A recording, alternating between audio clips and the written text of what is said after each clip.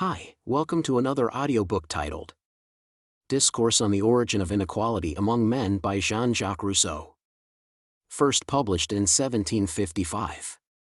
This edition was taken from an anthology, Harvard Classics Volume 34, published in 1910. Narrated by Red Media Production. Introductory note. Jean-Jacques Rousseau was born at Geneva, June 28, 1712, the son of a watchmaker of French origin.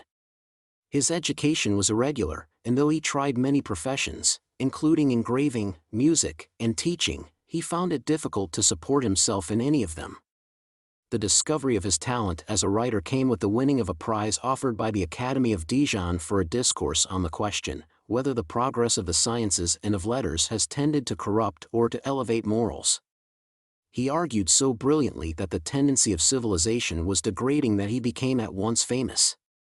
The discourse here printed on the causes of inequality among men was written in a similar competition. He now concentrated his powers upon literature, producing two novels, La Nouvelle Heloise, the forerunner and parent of endless sentimental and picturesque fictions, and Émile, OUL Education, a work which has had enormous influence on the theory and practice of pedagogy down to our own time, and in which the Savoyard vicar appears, who is used as the mouthpiece for Rousseau's own religious ideas. Le Contrat Social, 1762, elaborated the doctrine of the discourse on inequality. Both historically and philosophically it is unsound, but it was the chief literary source of the enthusiasm for liberty, fraternity, and equality, which inspired the leaders of the French Revolution, and its effects passed far beyond France. His most famous work, The Confessions, was published after his death. This book is a mine of information as to his life, but it is far from trustworthy, and the picture it gives of the author's personality and conduct, though painted in such a way as to make it absorbingly interesting, is often unpleasing in the highest degree. But it is one of the great autobiographies of the world. During Rousseau's later years he was the victim of the delusion of persecution, and although he was protected by a succession of good friends, he came to distrust and quarrel with each in turn. He died at Ermenonville, near Paris, July 2, 1778, the most widely influential French writer of his age. The Savoyard vicar and his profession of faith are introduced into Émile not, according to the author, because he wishes to exhibit his principles as those which should be taught, but to give an example of the way in which religious matters should be discussed with the young. Nevertheless, it is universally recognized that these opinions are Rousseau's own, and represent in short form his characteristic attitude toward religious belief. The vicar himself is believed to combine the traits of two Savoyard priests whom Rousseau knew in his youth. The more important was the Abbé Game, whom he had known at Turin, the other, the Abbé Gadier, who had taught him at Annecy. Dedication. To the Republic of Geneva, magnificent, most honored, and sovereign lords. From a full conviction that a virtuous man alone can offer to his country honors she need not blush to receive, I have labored these 30 years past to render myself worthy of doing you homage in a public manner, and the present happy opportunity making up, in some measure, for what my efforts have not been able to attain, I imagined I might consult on the occasion the zeal that animates me, more than the title that should authorize me, to approach you for this purpose. Having had the happiness of drawing my first breath among you, how is it possible I should meditate on the equality nature has established among men, and on the inequality they themselves have introduced, without thinking the profound wisdom with which both one and the other, happily combined together in this state, have been made to concur, in a manner that deviates least from the laws of nature and yet answers best the ends of society, to the maintenance of public order and the security of private happiness? In examining what were the best maxims good sense might prescribe for the constitution of a perfect government, I was so struck to find them all complied with in yours, that, though I had not been born within your walls, I should have thought myself indispensably obliged to offer this picture of human society to that people, which of all others, in my opinion, enjoys the greatest advantages of it, and is best guarded against its smallest abuses. Had I been the master to choose a birthplace for myself, I should have chosen a society of an extent proportioned to that of the human faculties, that is, to the possibility of being well governed, and in which every member was so sufficient for his employments, as to be under no necessity of devolving upon others the trust reposed in him, a state, where all the subjects could be so well known to each other, that neither the dark machinations of vice, nor the humble modesty of virtue, should be able to escape the eyes and judgment of the public, and where, on account of the sweet habit of seeing and knowing each other, every citizen's love of his country should be a love for its inhabitants rather than for its soil. I should have desired to be born in a country where the sovereign and the subjects could have but one and the same interest, that all the motions of the machine might necessarily tend to the welfare of the whole, and, as this cannot happen unless where the sovereign and the subjects are but one and the same person, I must of course have desired to be born under a democratical government, wisely tempered. I should have chose to live and die free, that is to say, subject to the laws in such a manner, that neither I, nor any other member of the same society, should be able to shake off their honorable yoke, this wholesome and pleasant yoke, which the proudest necks carry with so much the greater docility, as they are not made for carrying any other. I should therefore have desired, that no member of the state should be able to boast of his being superior to its laws, nor the state have any reason to fear its being obliged to receive laws from any other. For, let the constitution of a government be what it will, if there is but one man in it exempt from the laws, all the other members must necessarily be at his discretion. 1. And where there are two heads, one national, and the other foreign, let them divide the sovereign authority in the best manner it can be divided. It is impossible that both should be well obeyed and the government properly administered. I should not have liked to belong to a republic lately formed, whatever good laws it might be blessed with, for, as the government of it might possibly be otherwise framed than present exigences required, I could not promise myself that it would not be shaken and destroyed, almost at its birth, either because the new administration did not suit the subjects, or the subjects the new administration. It is with liberty as with those solid and succulent aliments or generous wines, which, though fit to nourish and strengthen the robust constitutions that have been accustomed to them, can only serve to oppress, to disorder and destroy such weak and delicate frames as had never before made use of them.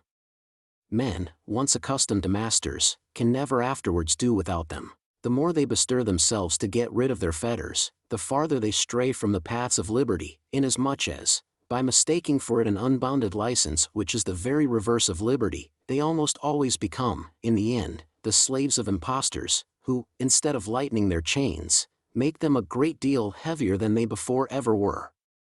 The Romans themselves, though afterwards the model of all free states, were not capable of governing themselves, when they first shook off the yoke of the Tarquins. Debased by slavery and the ignominious tasks these tyrants had imposed upon them, they were, in the beginning, no better than a stupid populace, which it was requisite to indulge and govern with the greatest wisdom, that, accustoming themselves little by little to breathe the salutary air of liberty, these souls, enervated, or rather degraded to the rank of beasts, by the rod of oppression, might gradually acquire that severity of manners, and that nobleness of courage, which at last rendered them the most respectable people on the face of the earth. I should therefore have sought out for my country some happy and peaceable republic, whose origin was in some measure lost in the night of time, which had experienced no shocks, but such as were fit to manifest and strengthen in its members their patriotism and courage, and where the citizens, long accustomed to a prudent independency, were not only free, but worthy of being so. I should have chosen for my country one secured against the brutal rage of conquest by a happy impossibility of making any, and, by a still more happy situation, free from the apprehensions of becoming itself the conquest of any other state, a free city, situated among nations, none of whom should find it their interest to attack her liberties, but all, on the contrary, think a duty to themselves to defend them, when attacked by others. A republic, in a word, which not only had nothing to tempt the ambition of its neighbors, but might reasonably depend upon their assistance in case of necessity. Such a republic as this, a republic so happily situated, could have nothing to fear but from itself, and therefore, if its members made arms their study, it must be rather with a view of keeping alive that martial ardor, and that generous spirit, which become liberty so well, and serve to maintain a due relish for it, than through any necessity of providing for their defense. I should have sought out for a country, where the legislative power was common to all its inhabitants, for who can be supposed to know better than the members of a society, upon what terms it is properest for them to live together? But then I should not approve plebiscita like those of Rome, where the heads of the commonwealth, and those most concerned in its preservation and welfare, were excluded from deliberations upon which its safety often depended, and where, by the most absurd inconsequence, the magistrates were deprived of privileges which the meanest citizen enjoyed. On the contrary, I should have desired that, in order to put a stop to interested and ill-digested projects, and dangerous innovations, which proved in the end the ruin of the Athenians, no private citizen had a right to propose any laws that came into his head, but that this privilege belonged solely to the magistrates, and that they too made use of it with so much circumspection, and the people approved the laws proposed by their magistrates with so much reserve, and the promulgation of these laws was afterwards attended with so much solemnity, that, before the Constitution could be any way endangered by them, every member of the community might have sufficient time to be convinced that nothing contributes so much to render laws holy and respectable as their great antiquity, that the bulk of the people soon despise those they see altered from day to day, and that governments, by accustoming themselves to neglect ancient customs under pretense of imaginary improvements, often introduce evils greater than those they intended to correct or guard against. I should, above all things, have avoided, as one that could not but be ill-governed, a republic, where the people pretending to be able to do without magistrates, or at least without allowing them any more than a precarious authority, should imprudently reserve themselves the administration of civil affairs, and the execution of their own laws. Such must have been the rude constitution of the first governments at their issuing from a state of nature, and this was another of the vices that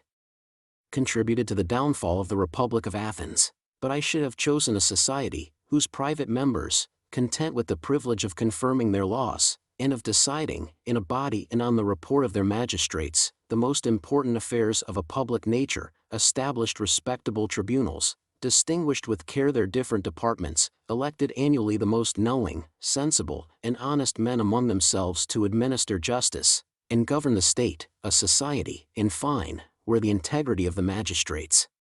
doing justice, in this manner, to the wisdom of the people, both magistrates and people mutually honored each other, so that, in case any dangerous misunderstandings should at any time happen to disturb the public peace and harmony, these intervals of blindness and error should wear visible marks of reciprocal moderation and esteem, and of general respect for the laws, sure omens and pledges of a sincere and eternal reconciliation. Such are, magnificent, most honored, and sovereign lords, the advantages I should have sought for in the country I would choose to be the place of my birth.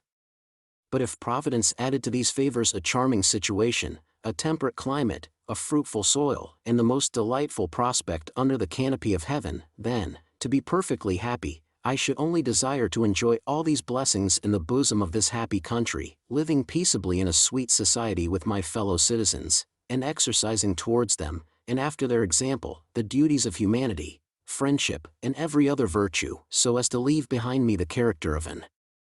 honest man and a worthy patriot. If, less favored by Providence, or too late wise through my own reflections, I had seen myself reduced to linger out, under some other climate, a weak and languishing career, in useless sighs after that peace and repose which, through want of thought, I had renounced in my youthful days, I would at least have cherished in my soul those very sentiments I have now been avowing, though I could not make use of them in my own country, and penetrated with a most tender and disinterested affection for my distant fellow citizens. I should have addressed them from the bottom of my heart, and, as near as possible, in the following expressions: My dear fellow citizens, or, to speak more properly, my dear brethren, since the ties of blood unite us no less than a common subjection to the same laws, I find infinite pleasure in not being able to think of you, without thinking at the same time of all the blessings you enjoy, and of whose value there is not one among you, perhaps, more sensible than I to whom they are lost. The more I reflect on your political and civil situation, the harder I find it to conceive that the nature of things can admit of a better. Other governments, even when they deliberate on their existence, are obliged to trust to imaginary projects, or, at best, mere possibilities. As to you, your happiness is ready-made to your hands, you have nothing to do but enjoy it. To be perfectly happy, you need only be satisfied with being so. Your sovereignty, acquired or recovered by you at the point of your swords, and maintained for 2 ages by dint of valor and wisdom, is at last fully and universally acknowledged. The most honorable treaties have fixed your limits, confirmed your rights, and ensured your repose.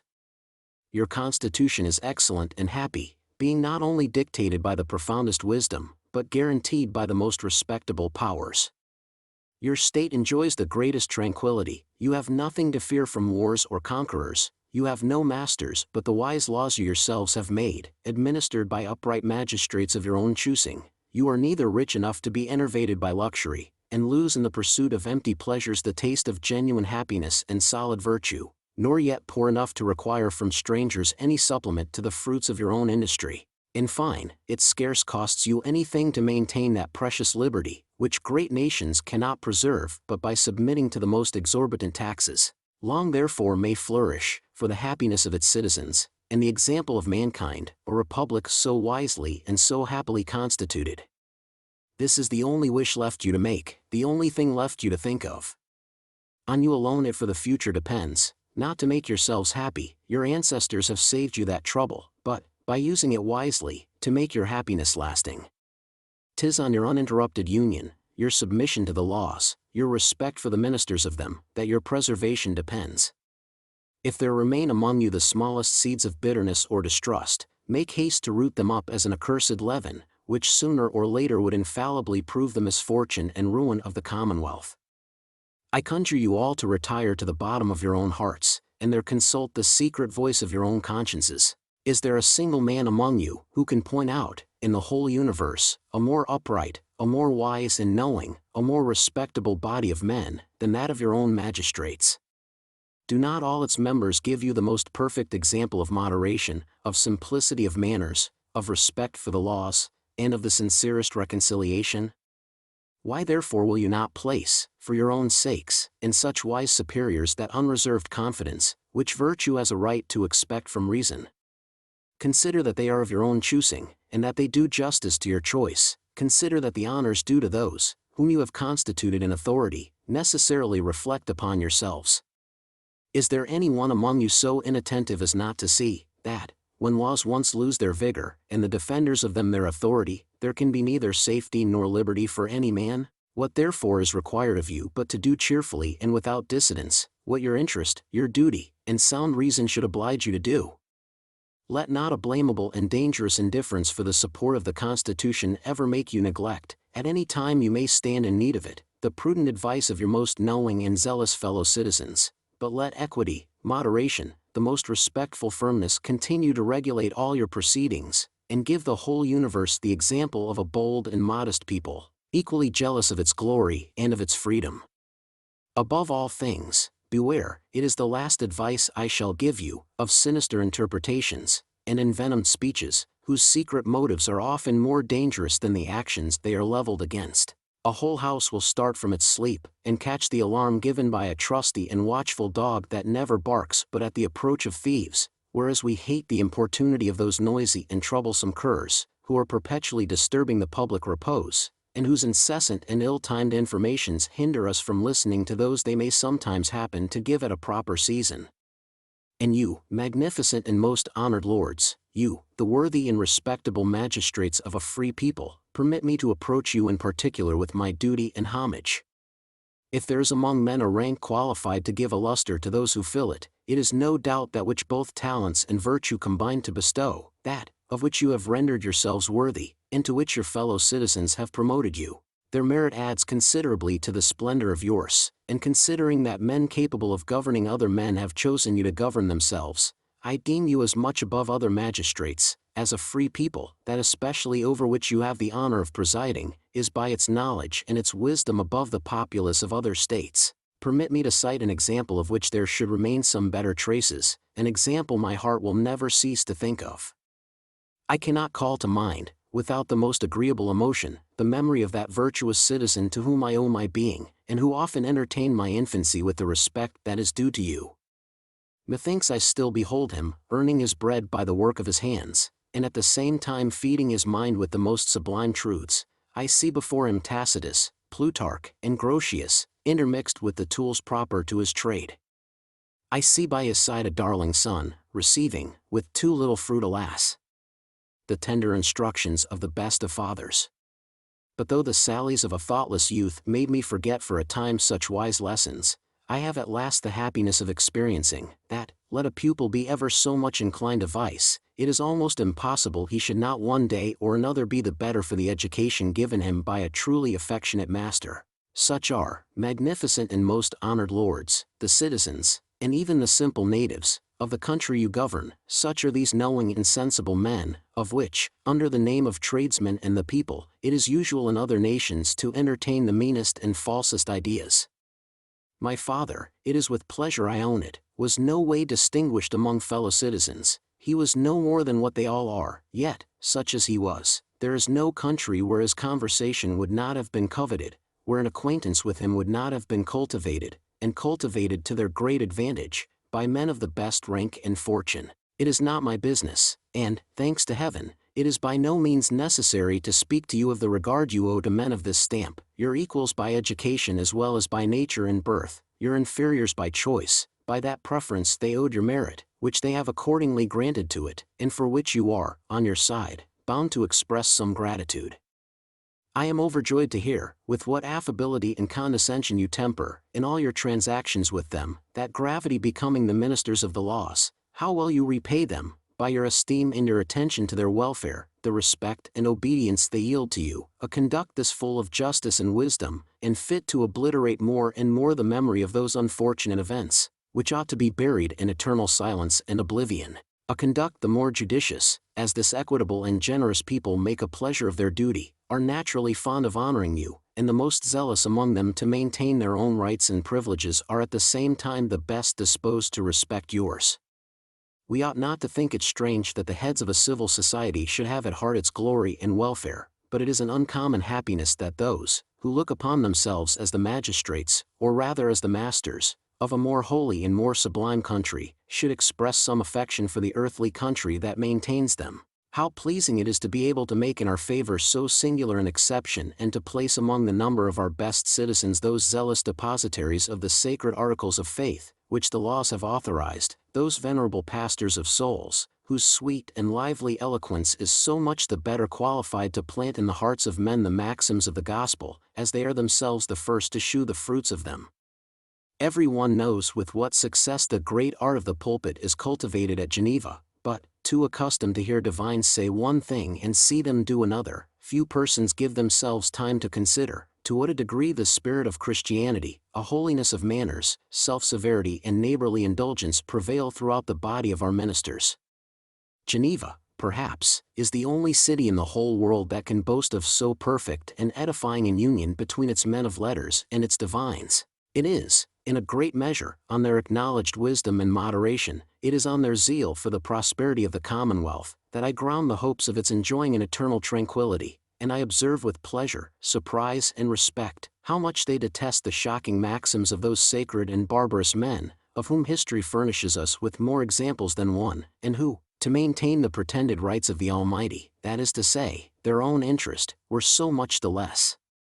sparing of human blood, as they flattered themselves their own should be always respected. Can I here forget that precious half of the Republic which constitutes the happiness of the other half, and whose mildness and prudent behavior contribute so much to secure to it the blessings of peace and good manners? Amiable and virtuous sister citizens, it will ever be the fate of your sex to govern ours. Happy. As long as your chaste power, confined to the bounds of conjugal union, shall confine itself to the glory and the happiness of your country. It is thus the women commanded at Sparta, and that you deserve to command at Geneva. Where is the man barbarous enough to resist the voice of honor and reason in the mouth of a tender wife? Who would not despise the empty charms of luxury, on beholding your simple and modest attire, which, on account of the luster it derives from you, appears the most favorable to beauty? It is your business to perpetuate, by your amiable and innocent empire and your insinuating conversation, harmony among citizens, with a due love and respect for the laws of their country, to reunite divided families by happy marriages, and, above all things, to correct by the persuasive mildness of your lessons, and the modest graces of your discourse, those mistaken notions of things, which our young people take up in other countries, whence, instead of so many useful things within the reach of their observation and practice, they bring nothing home, besides a boyish tone and ridiculous airs acquired among dissolute women, but the admiration of, I don't know what, pretended grandeur, a poor indemnification for slavery, and to be compared with the genuine and innate greatness of august liberty. Be therefore always, what you now are, the chaste guardians of our manners, and the sweet bonds of our peace, and continue to exert on every occasion the privileges of nature and of the heart to the advantage of duty and virtue. No events, I hope, will ever belie me, in thus warranting, on the strength of your powerful concurrence, eternal glory to the Republic and happiness to its citizens. I must own, however, that, with all these advantages, our state can never pretend to that brilliant and shining figure, with which most eyes are dazzled, and a puerile and deplorable taste for which is the most fatal enemy of prosperity and freedom. Let dissolute young men run into other countries in search of easy pleasures and long repentance. Let pretenders to good taste admire in other places the grandeur of their palaces, the beauty of their equipages, the sumptuousness of their furniture, the pomp of their spectacles, all their refinements of luxury and effeminacy.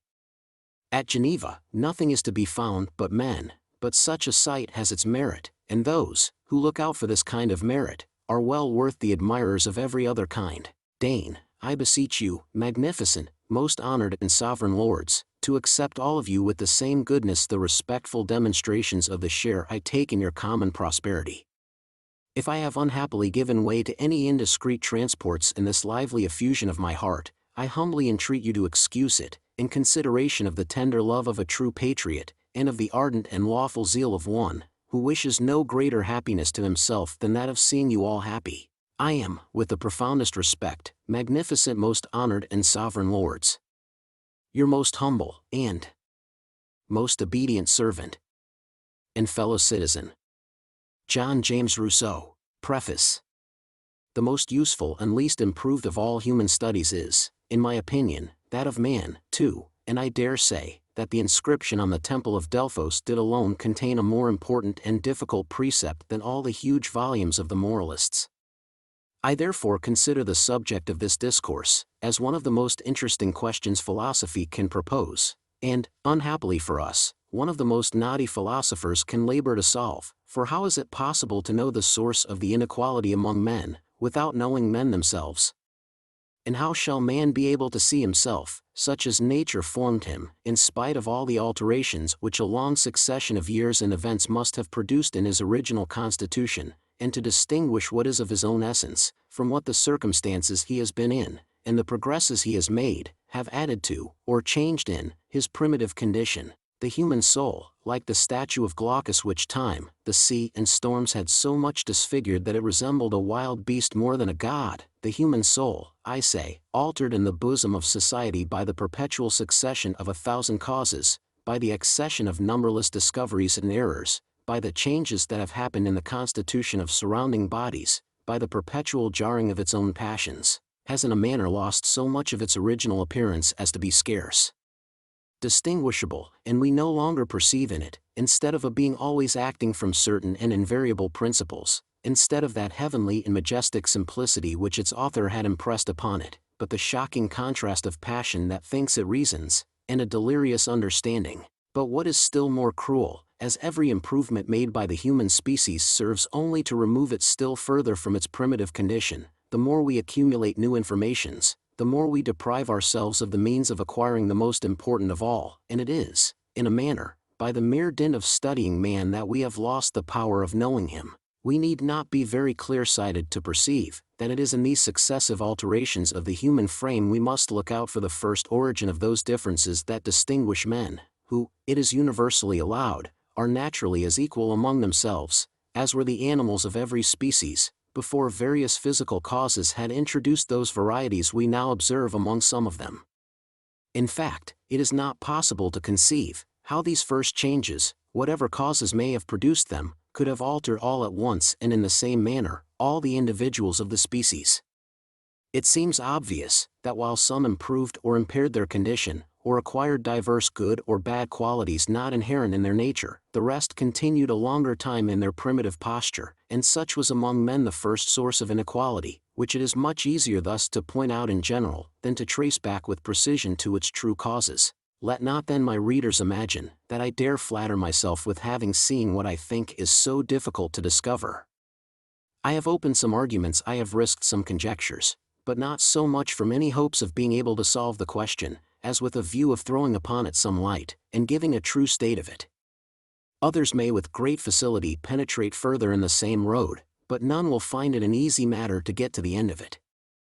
for it is no such easy talk to distinguish between what is natural and what is artificial in the actual constitution of man, and to make oneself well acquainted with a state which, if ever it did, does not now, and in all probability never will exist, and of which, notwithstanding, it is absolutely necessary to have just notions to judge properly of our present state. Nay, a man must be more a philosopher than most people think to take upon him to determine exactly what precautions are requisite to make solid observations upon this subject, and, in my opinion, a good solution of the following problem would not be unworthy of the Aristotles and Pliny's of our age: what experiments are requisite to know man as constituted by nature, and which are the methods of making these experiments in the bosom of society? For my own part, I am so far from pretending to solve this problem, that I think I have sufficiently reflected on the subject of it to dare answer beforehand, that the wisest philosophers would not be too wise to direct such experiments, nor the most powerful sovereigns too powerful to make them, a concurrence of circumstances which there is hardly any reason to expect, or at least that it should be attended with that perseverance, or rather that succession of knowledge, penetration, and good will requisite on both sides to ensure success. These researches, so difficult to make and which hitherto have been so little thought of, are however the only means left us to remove 1,000 difficulties, which prevent our seeing the true foundations of human society. It is this ignorance of the nature of man, that so much perplexes and obscures the genuine definition of natural right, for the idea of right, as M. Burlamaqui says, and still more that of natural right, are ideas evidently relative to the nature of man.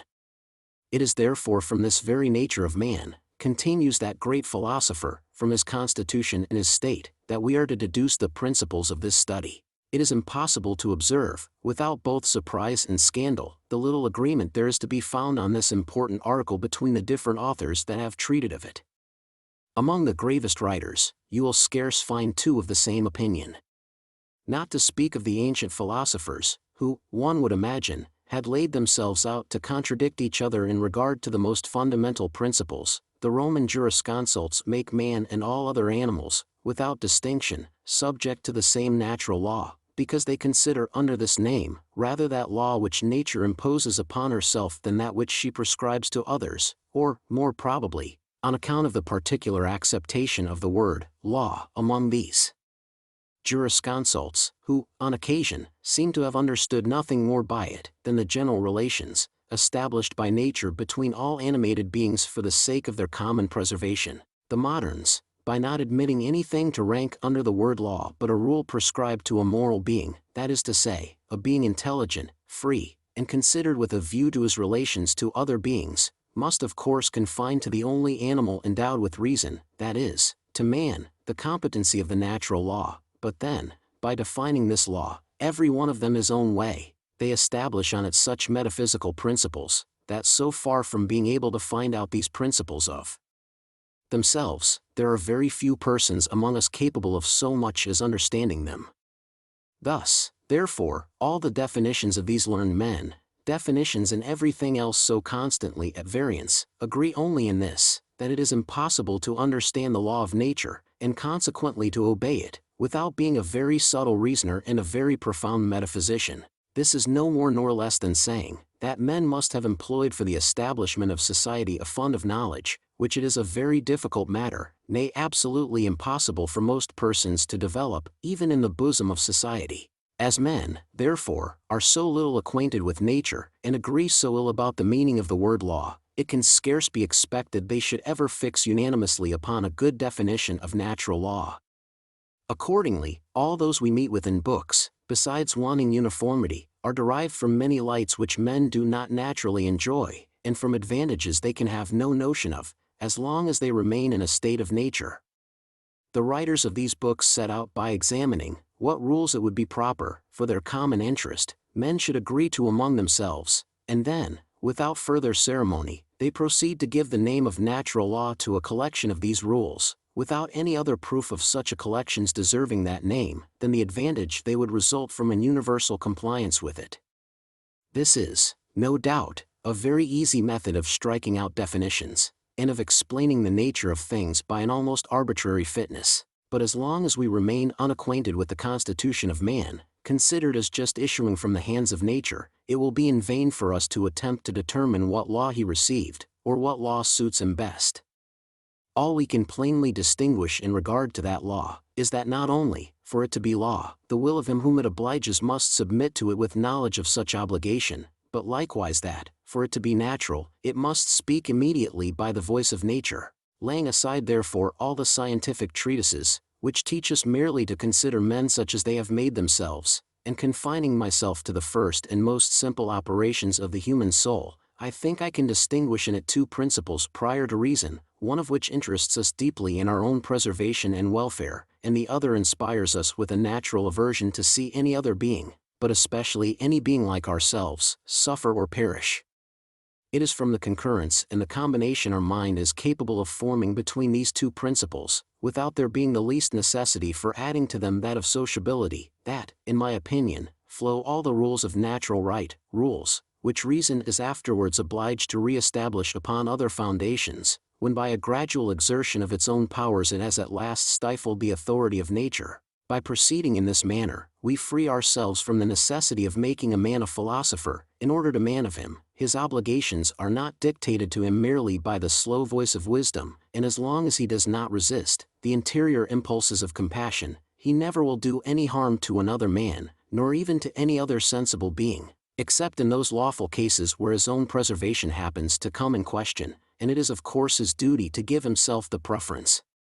By this means too we may put an end to the ancient disputes concerning the participation of other animals in the law of nature, for it is plain that, as they want both reason and free will, they cannot be acquainted with that law. However, as they partake in some measure of our nature in virtue of that sensibility with which they are endued, we may well imagine they ought likewise to partake of the benefit of the natural law, and that man owes them some particular kinds of duty. In fact, it seems that, if I am obliged not to injure any being like myself, it is not so much because he is a reasonable being, as because he is a sensible being, and this last quality, by being common to men and beasts, ought to exempt the second from any unnecessary injuries the first might be able to do them.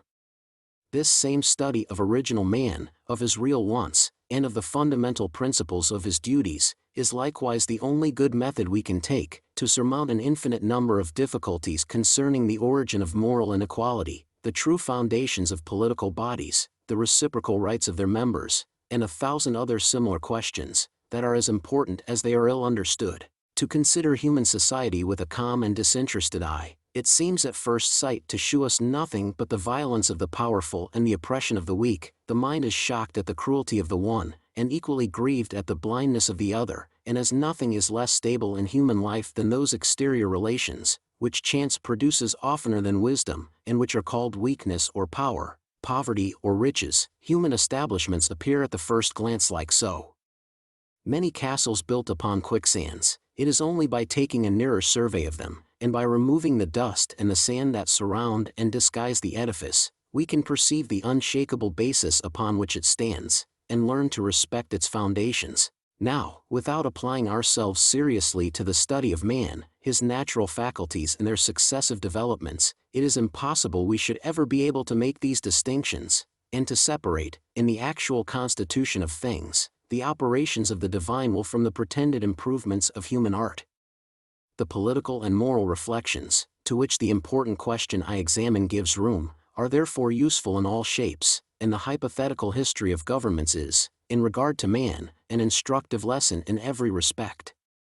By considering what we should have become, had we been left to ourselves, we ought to learn to bless him, whose gracious hand, correcting our institutions, and giving them an unshakable foundation, has thereby prevented the disorders which they otherwise must have produced, and made our happiness flow from means, which, in all appearance, would without his intervention have completed our misery. Quem de Deus esse?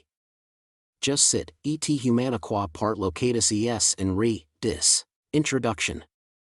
Question proposed by the Academy of Dijon. What is the origin of the inequality among mankind, and whether such inequality is authorized by the law of nature? 'Tis of man I am to speak, and the very question, in answer to which I am to speak of him, sufficiently informs me that I am going to speak to men, for to those alone, who are not afraid of honoring truth, it belongs to propose discussions of this kind. I shall therefore maintain with confidence the cause of mankind before the sages, who invite me to stand up in its defense, and I shall think myself happy, if I can but behave in a manner not unworthy of my subject and of my judges. I conceive two species of inequality among men, one which I call natural or physical inequality, because it is established by nature, and consists in the difference of age, health, bodily strength, and the qualities of the mind, or of the soul; the other which may be termed moral or political inequality, because it depends on a kind of convention, and is established, or at least authorized, by the common consent of mankind. This species of inequality consists in the different privileges, which some men enjoy, to the prejudice of others, such as that of being richer, more honored, more powerful, and even that of exacting obedience from them. It were absurd to ask, what is the cause of natural inequality? Seeing the bare definition of natural inequality answers the question, it would be more absurd still to inquire, if there might not be some essential connection between the two species of inequality, as it would be asking, in other words, if those who command are necessarily better men than those who obey, and if strength of body or of mind, wisdom or virtue are always to be found in individuals, in the same proportion with power or riches, a question, fit perhaps to be discussed by slaves in the hearing of their masters, but unbecoming free and reasonable beings in quest of truth. What therefore is precisely the subject of this discourse? It is to point out, in the progress of things, that moment, when, right taking place of violence, nature became subject to law, to display that chain of surprising events, in consequence of which the strong submitted to serve the weak, and the people to purchase imaginary ease, at the expense of real happiness. The philosophers, who have examined the foundations of society, have, every one of them, perceived the necessity of tracing it back to a state of nature, but not one of them has ever arrived there. Some of them have not scrupled to attribute to man in that state the ideas of justice and injustice, without troubling their heads to prove that he really must have had such ideas, or even that such ideas were useful to him. Others have spoken of the natural right of every man to keep what belongs to him, without letting us know what they meant by the word belong. Others, without further ceremony ascribing to the strongest an authority over the weakest, have immediately struck out government, without thinking of the time requisite for men to form any notion of the things signified by the words authority and government. All of them, in fine, constantly harping on wants, avidity, oppression, desires and pride, have transferred to the state of nature ideas picked up in the bosom of society. In speaking of savages they described citizens. Nay, few of our own writers seem to have so much as doubted that a state of nature did once actually exist, though it plainly appears by sacred history that even the first man, immediately furnished as he was by God himself with both instructions and precepts, never lived in that state, and that, if we give to the books of Moses that credit which every Christian philosopher ought to give to them, we must deny that, even before the deluge, such a state ever existed among men, unless they fell into it by some extraordinary event, a paradox very difficult to maintain, and altogether impossible to prove. Let us begin therefore, by laying aside facts, for they do not affect the question. The researches, in which we may engage on this occasion, are not to be taken for historical truths, but merely as hypothetical and conditional reasonings, fitter to illustrate the nature of things, than to show their true origin, like those systems, which our naturalists daily make of the formation of the world. Religion commands us to believe that men, having been drawn by God himself out of a state of nature, are unequal, because it is his pleasure they should be so, but religion does not forbid us to draw conjectures solely from the nature of man, considered in itself, and from that of the beings which surround him, concerning the fate of mankind, had they been left to themselves.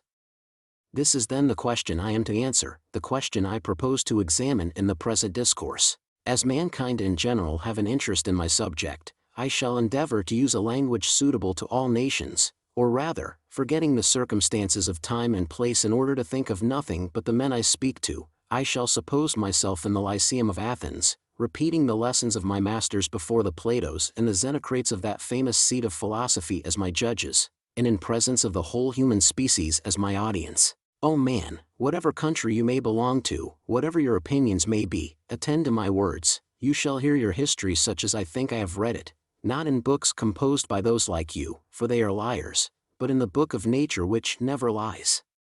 All that I shall repeat after her must be true, without any intermixture of falsehood, but where I may happen, without intending it, to introduce my own conceits. The times I am going to speak of are very remote. How much you are changed from what you once were. 'Tis in a manner the life of your species that I am going to write, from the qualities which you have received, and which your education and your habits could deprave, but could not destroy. There is, I am sensible, an age at which every individual of you would choose to stop, and you will look out for the age at which, had you your wish, your species had stopped. Uneasy at your present condition for reasons which threaten your unhappy posterity with still greater uneasiness, you will perhaps wish it were in your power to go back, and this sentiment ought to be considered, as the panegyric of your first parents, the condemnation of your contemporaries, and a source of terror to all those who may have the misfortune of succeeding you. First part. However important it may be, in order to form a proper judgment of the natural state of man, to consider him from his origin, and to examine him, as it were, in the first embryo of the species, I shall not attempt to trace his organization through its successive approaches to perfection. I shall not stop to examine in the animal system what he might have been in the beginning, to become at last what he actually is. I shall not inquire whether, as Aristotle thinks, his neglected nails were no better at first than crooked talons, whether his whole body was not, bear-like, thick covered with rough hair, and whether, walking upon all fours, his eyes, directed to the earth, and confined to a horizon of a few paces extent, did not at once point out the nature and limits of his ideas. I could only form vague, and almost imaginary, conjectures on this subject. Comparative anatomy has not as yet been sufficiently improved, neither have the observations of natural philosophy been sufficiently ascertained, to establish upon such foundations the basis of a solid system. For this reason, without having recourse to the supernatural informations with which we have been favored on this head, or paying any attention to the changes that must have happened in the conformation of the interior and exterior parts of man's body, in proportion as he applied his members to new purposes, and took to new aliments, I shall suppose his conformation to have always been, what we now behold it, that he always walked on 2 feet, made the same use of his hands that we do of ours, extended his looks over the whole face of nature, and measured with his eyes the vast extent of the heavens. If I strip this being, thus constituted, of all the supernatural gifts which he may have received, and of all the artificial faculties, which we could not have acquired but by slow degrees, if I consider him, in a word, such as he must have issued from the hands of nature, I see an animal less strong than some, and less active than others, but, upon the whole, the most advantageously organized of any. I see him satisfying the calls of hunger under the first oak, and those of thirst at the first rivulet. I see him laying himself down to sleep at the foot of the same tree that afforded him his meal, and behold, this done, all his wants are completely supplied. The earth left to its own natural fertility and covered with immense woods, that no hatchet ever disfigured, offers at every step food and shelter to every species of animals. Men, dispersed among them, observe and imitate their industry, and thus rise to the instinct of beasts, with this advantage, that, whereas every species of beasts is confined to one peculiar instinct, man, who perhaps has not any that particularly belongs to him, appropriates to himself those of all other animals, and lives equally upon most of the different aliments, which they only divide among themselves, a circumstance which qualifies him to find his subsistence, with more ease than any of them. Men, accustomed from their infancy to the inclemency of the weather, and to the rigor of the different seasons, inured to fatigue, and obliged to defend, naked and without arms, their life and their prey against the other wild inhabitants of the forest, or at least to avoid their fury by flight, acquire a robust and almost unalterable habit of body. The children, bringing with them into the world the excellent constitution of their parents, and strengthening it by the same exercises that first produced it, attain by this means all the vigor that the human frame is capable of. Nature treats them exactly in the same manner that Sparta treated the children of her citizens. Those who come well formed into the world she renders strong and robust, and destroys all the rest, differing in this respect from our societies, in which the state, by permitting children to become burdensome to their parents, murders them all without distinction, even in the wombs of their mothers. The body being the only instrument that savage man is acquainted with, he employs it to different uses, of which ours, for want of practice, are incapable, and we may thank our industry for the loss of that strength and agility, which necessity obliges him to acquire. Had he a hatchet, Would his hand so easily snap off from an oak so stout a branch? Had he a sling, would it dart a stone to so great a distance? Had he a ladder, would he run so nimbly up a tree? Had he a horse, would he with such swiftness shoot along the plain? Give civilized man but time to gather about him all his machines, and no doubt he will be an overmatch for the savage. But if you have a mind to see a contest still more unequal, place them naked and unarmed one opposite to the other, and you will soon discover the advantage there is in perpetually having all our forces at our disposal, in being constantly prepared against all events, and in always carrying ourselves, as it were, whole and entire about us. Hobbes would have it that man is naturally void of fear, and always intent upon attacking and fighting. An illustrious philosopher thinks on the contrary, and Cumberland and Puffendorf likewise affirm it, that nothing is more fearful than man in a state of nature, that he is always in a tremble, and ready to fly at the first motion he perceives, at the first noise that strikes his ears.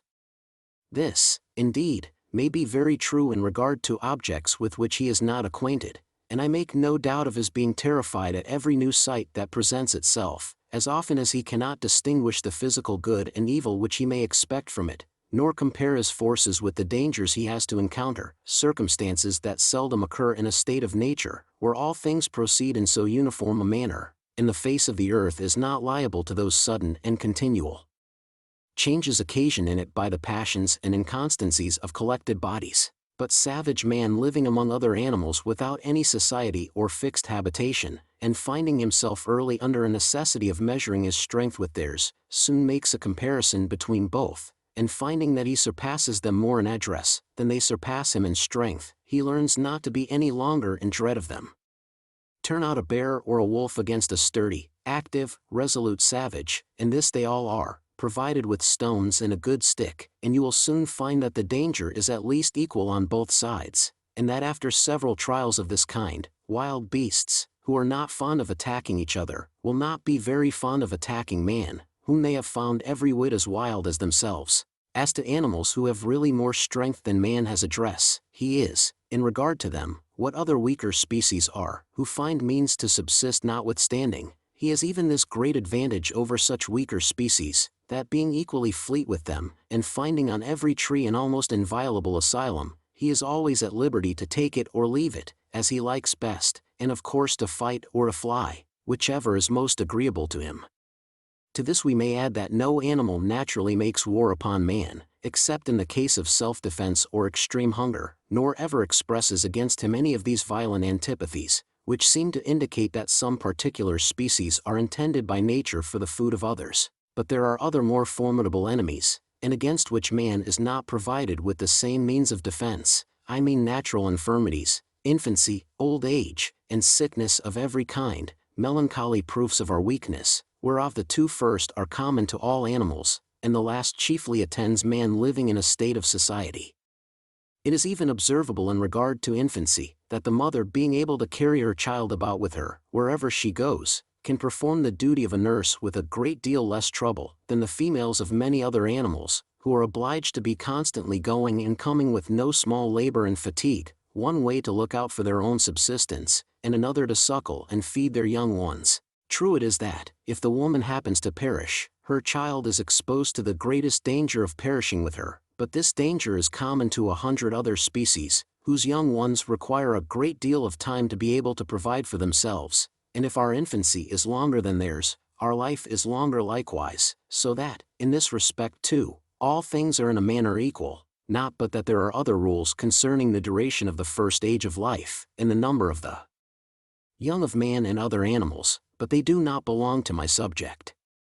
With old men, who stir and perspire but little, the demand for food diminishes with their abilities to provide it, and as a savage life would exempt them from the gout and the rheumatism, and old age is of all ills that which human assistance is least capable of alleviating, they would at last go off, without its being perceived by others that they cease to exist, and almost without perceiving it themselves. In regard to sickness, I shall not repeat the vain and false declamations made use of to discredit medicine by most men, while they enjoy their health. I shall only ask if there are any solid observations from which we may conclude that in those countries where the healing art is most neglected, the mean duration of man's life is shorter than in those where it is most cultivated.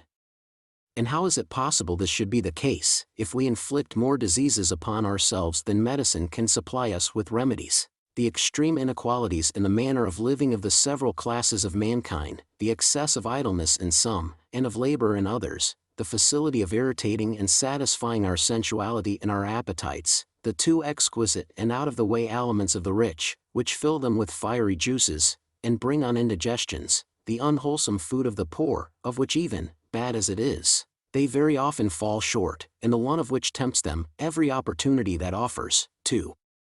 eat greedily and overload their stomachs, watchings, excesses of every kind, immoderate transports of all the passions, fatigues, waste of spirits, in a word, the numberless pains and anxieties annexed to every condition, and which the mind of man is constantly a prey to, these are the fatal proofs that most of our ills are of our own making, and that we might have avoided them all by adhering to the simple, uniform and solitary way of life prescribed to us by nature. Allowing that nature intended we should always enjoy good health, I dare almost affirm that a state of reflection is a state against nature, and that the man who meditates is a depraved animal. We need only call to mind the good constitution of savages, of those at least whom we have not destroyed by our strong liquors. We need only reflect that they are strangers to almost every disease, except those occasioned by wounds and old age, to be in a manner convinced that the history of human diseases might be easily composed by pursuing that of civil societies. Such at least was the opinion of Plato, who concluded from certain remedies made use of or approved by Podalyrus and Machaon at the siege of Troy, that several disorders, which these remedies were found to bring on in his days, were not known among men at that remote period. Man therefore, in a state of nature where there are so few sources of sickness, can have no great occasion for physic, and still less for physicians. Neither is the human species more to be pitied in this respect than any other species of animals.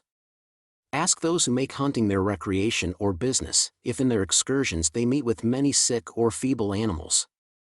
They meet with many carrying the marks of considerable wounds, that have been perfectly well healed and closed up, with many, whose bones formerly broken, and whose limbs almost torn off, have completely knit and united, without any other surgeon but time, any other regimen but their usual way of living, and whose cures were not the less perfect for their not having been tortured with incisions, poisoned with drugs, or worn out by diet and abstinence. In a word, however useful medicine well administered may be to us who live in a state of society, it is still past doubt, that if, on the one hand, the sick savage, destitute of help, has nothing to hope from nature, on the other, he has nothing to fear but from his disease, a circumstance which often renders his situation preferable to ours. Let us therefore beware of confounding savage man with the men whom we daily see and converse with.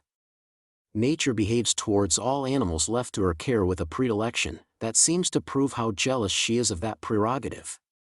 The horse, the cat, the bull, nay the ass itself, have generally a higher stature, and always a more robust constitution, more vigor, more strength and courage in their forests than in our houses. They lose half these advantages by becoming domestic animals. It looks as if all our attention to treat them kindly, and to feed them well, served only to bastardize them. It is thus with man himself. In proportion as he becomes sociable and a slave to others, he becomes weak, fearful, mean-spirited, and his soft and effeminate way of living at once completes the enervation of his strength and of his courage. We may add that there must be still a wider difference between man and man in a savage and domestic condition, than between beast and beast, for as men and beasts have been treated alike by nature, all the conveniences with which men indulge themselves more than they do the beasts tamed by them, are so many particular causes which make them degenerate more sensibly. Nakedness therefore, the want of houses, and of all these unnecessaries, which we consider as so very necessary, are not such mighty evils in respect to these primitive men, and much less still any obstacle to their preservation.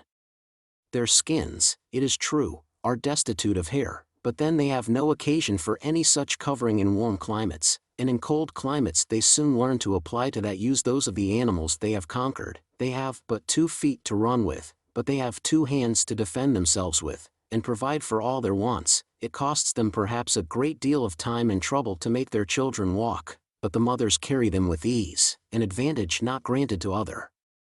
species of animals, with whom the mother, when pursued, is obliged to abandon her young ones, or regulate her steps by theirs. In short, unless we admit those singular and fortuitous concurrences of circumstances, which I shall speak of hereafter, and which, it is very possible, may never have existed, it is evident, in every state of the question, that the man, who first made himself clothes and built himself a cabin, supplied himself with things which he did not much want, since he had lived without them till then, and why should he not have been able to support in his riper years, the same kind of life, which he had supported from his infancy? Alone, idle, and always surrounded with danger, savage man must be fond of sleep, and sleep lightly like other animals, who think but little, and may, in a manner, be said to sleep all the time they do not think. Self-preservation being almost his only concern, he must exercise those faculties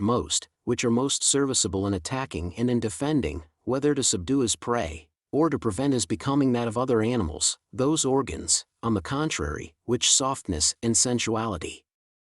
can alone improve, must remain in a state of rudeness, utterly incompatible with all manner of delicacy, and as his senses are divided on this point, his touch and his taste must be extremely coarse and blunt, his sight, his hearing, and his smelling equally subtle. Such is the animal state in general, and accordingly, if we may believe travelers, it is that of most savage nations. We must not therefore be surprised that the Hottentots of the Cape of Good Hope distinguish with their naked eyes ships on the ocean, at as great a distance as the Dutch can discern them with their glasses, nor that the savages of America should have tracked the Spaniards with their noses, to as great a degree of exactness, as the best dogs could have done, nor that all these barbarous nations support nakedness without pain, use such large quantities of pimento to give their food a relish, and drink like water the strongest liquors of Europe. As yet I have considered man merely in his physical capacity, let us now endeavor to examine him in a metaphysical and moral light. I can discover nothing in any mere animal but an ingenious machine, to which nature has given senses to wind itself up, and guard, to a certain degree, against everything that might destroy or disorder it.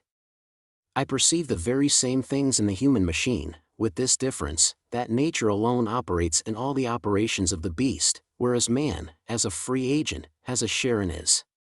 One chooses by instinct, the other by an act of liberty, for which reason the beast cannot deviate from the rules that have been prescribed to it, even in cases where such deviation might be useful, and man often deviates from the rules laid down for him to his prejudice. Thus a pigeon would starve near a dish of the best flesh meat, and a cat on a heap of fruit or corn, though both might very well support life with the food which they thus disdain, did they but bethink themselves to make a trial of it. It is in this manner dissolute men run into excesses, which bring on fevers and death itself, because the mind depraves the senses, and when nature ceases to speak, the will still continues to dictate. All animals must be allowed to have ideas, since all animals have senses. They even combine their ideas to a certain degree, and, in this respect, it is only the difference of such degree that constitutes the difference between man and beast. Some philosophers have even advanced that there is a greater difference between some men and some others, than between some men and some beasts. It is not therefore so much the understanding that constitutes, among animals, the specifical distinction of man, as his quality of a free agent. Nature speaks to all animals, and beasts obey her voice. Man feels the same impression, but he at the same time perceives that he is free to resist or to acquiesce, and it is in the consciousness of this liberty that the spirituality of his soul chiefly appears, for natural philosophy explains, in some measure, the mechanism of the senses and the formation of ideas, but in the power of willing, or rather of choosing, and in the consciousness of this power, nothing can be discovered but acts that are purely spiritual and cannot be accounted for by the laws of mechanics. But though the difficulties, in which all these questions are involved, should leave some room to dispute on this difference between man and beast, there is another very specific quality that distinguishes them, and a quality which will admit of no dispute. This is the faculty of improvement, a faculty which, as circumstances offer, successively unfolds all the other faculties, and resides among us not only in the species, but in the individuals that compose it, whereas a beast is, at the end of some months, all he ever will be during the rest of his life, and his species, at the end of 1,000 years, precisely what it was the first year of that long period. Why is man alone subject to dotage? Is it not, because he thus returns to his primitive condition, and because, while the beast, which has acquired nothing and has likewise nothing to lose, continues always in possession of his instinct, man, losing by old age, or by accident, all the acquisitions he had made in consequence of his perfectibility, thus falls back even lower than beasts themselves. It would be a melancholy necessity for us to be obliged to allow that this distinctive and almost unlimited faculty is the source of all man's misfortunes, that it is this faculty, which, though by slow degrees, draws them out of their original condition, in which his days would slide away insensibly in peace and innocence, that it is this faculty, which, in a succession of ages, produces his discoveries and mistakes, his virtues and his vices, and, at long run, renders him both his own and nature's tyrant. It would be shocking to be obliged to commend, as a beneficent being, whoever he was that first suggested to the Orinoco Indians the use of those boards which they bind on the temples of their children, and which secure to them the enjoyment of some part at least of their natural imbecility and happiness. Savage man, abandoned by nature to pure instinct, or rather indemnified for that which has perhaps been denied to him by faculties capable of immediately supplying the place of it, and of raising him afterwards a great deal higher, would therefore begin with functions that were merely animal. To see and to feel would be his first condition, which he would enjoy in common with other animals. To will and not to will, to wish and to fear, would be the first, and in a manner, the only operations of his soul, till new circumstances occasion new developments. Let moralists say what they will, the human understanding is greatly indebted to the passions, which, on their side, are likewise universally allowed to be greatly indebted to the human understanding. It is by the activity of our passions that our reason improves. We covet knowledge merely because we covet enjoyment, and it is impossible to conceive why a man exempt from fears and desires should take the trouble to reason. The passions, in their turn, owe their origin to our wants, and their increase to our progress in science, for we cannot desire or fear anything, but in consequence of the ideas we have of it, or of the simple impulses of nature, and savage man, destitute of every species of knowledge, experiences no passions but those of this last kind. His desires never extend beyond his physical wants, he knows no goods but food, a female, and rest. He fears no evil but pain, and hunger, I say pain, and not death, for no animal, merely as such, will ever know what it is to die, and the knowledge of death, and of its terrors, is one of the first acquisitions made by man, in consequence of his deviating from the animal state. I could easily, were it requisite, cite facts in support of this opinion, and show that the progress of the mind has everywhere kept pace exactly with the wants, to which nature had left the inhabitants exposed, or to which circumstances had subjected them, and consequently to the passions, which incline them to provide for these wants. I could exhibit in Egypt the arts starting up, and extending themselves with the inundations of the Nile. I could pursue them in their progress among the Greeks, where they were seen to bud forth, grow, and rise to the heavens, in the midst of the sands and rocks of Attica, without being able to take root on the fertile banks of the Eurotas. I would observe that, in general, the inhabitants of the north are more industrious than those of the south, because they can less do without industry, as if nature thus meant to make all things equal, by giving to the mind that fertility she has denied to the soil. But exclusive of the uncertain testimonies of history, who does not perceive that everything seems to remove from savage man the temptation and the means of altering his condition? His imagination paints nothing to him, his heart asks nothing from him. His moderate wants are so easily supplied with what he everywhere finds ready to his hand, and he stands at such a distance from the degree of knowledge requisite to covet more, that he can neither have foresight nor curiosity. The spectacle of nature, by growing quite familiar to him, becomes at last equally indifferent. It is constantly the same order, constantly the same revolutions. He has not sense enough to feel surprise at the sight of the greatest wonders, and it is not in his mind we must look for that philosophy, which man must have to know how to observe once, what he has every day seen. His soul, which nothing disturbs, gives itself up entirely to the consciousness of its actual existence, without any thought of even the nearest futurity, and his projects, equally confined with his views, scarce extend to the end of the day. Such is, even at present, the degree of foresight in the Caribbean. He sells his cotton bed in the morning, and comes in the evening, with tears in his eyes, to buy it back, not having foreseen that he should want it again the next night. The more we meditate on this subject, the wider does the distance between mere sensation and the most simple knowledge become in our eyes, and it is impossible to conceive how man, by his own powers alone, without the assistance of communication, and the spur of necessity, could have got over so great an interval? How many ages perhaps revolved, before men beheld any other fire but that of the heavens? How many different accidents must have concurred to make them acquainted with the most common uses of this element? How often have they let it go out, before they knew the art of reproducing it? And how often perhaps has not every one of these secrets perished with the discoverer? What shall we say of agriculture, an art which requires so much labor and foresight, which depends upon other arts, which, it is very evident, cannot be practiced but in a society, if not a formed one, at least one of some standing, and which does not so much serve to draw aliments from the earth, for the earth would yield them without all that trouble, as to oblige her to produce those things, which we like best, preferably to others. But let us suppose that men had multiplied to such a degree, that the natural products of the earth no longer sufficed for their support, a supposition which, by the by, would prove that this kind of life would be very advantageous to the human species. Let us suppose that, without forge or anvil, the instruments of husbandry had dropped from the heavens into the hands of savages, that these men had got the better of that moral aversion they all have for constant labor, that they had learned to foretell their wants at so great a distance of time, that they had guessed exactly how they were to break the earth, commit their seed to it, and plant trees, that they had found out the art of grinding their corn, and improving by fermentation the juice of their grapes, all operations which we must allow them to have learned from the gods, since we cannot conceive how they should make such discoveries of themselves, after all these fine presents. What man would be mad enough to cultivate a field, that may be robbed by the first comer, man or beast, who takes a fancy to the produce of it?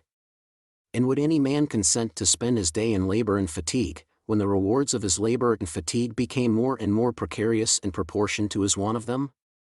In a word, how could this situation engage men to cultivate the earth, as long as it was not parcelled out among them, that is, as long as a state of nature subsisted? Though we should suppose savage man as well versed in the art of thinking, as philosophers make him, though we were, after them, to make him a philosopher himself, discovering of himself the sublimest truths, forming to himself, by the most abstract arguments, maxims of justice and reason drawn from the love of order in general, or from the known will of his Creator, in a word, though we were to suppose his mind as intelligent and enlightened, as it must, and is, in fact, found to be dull and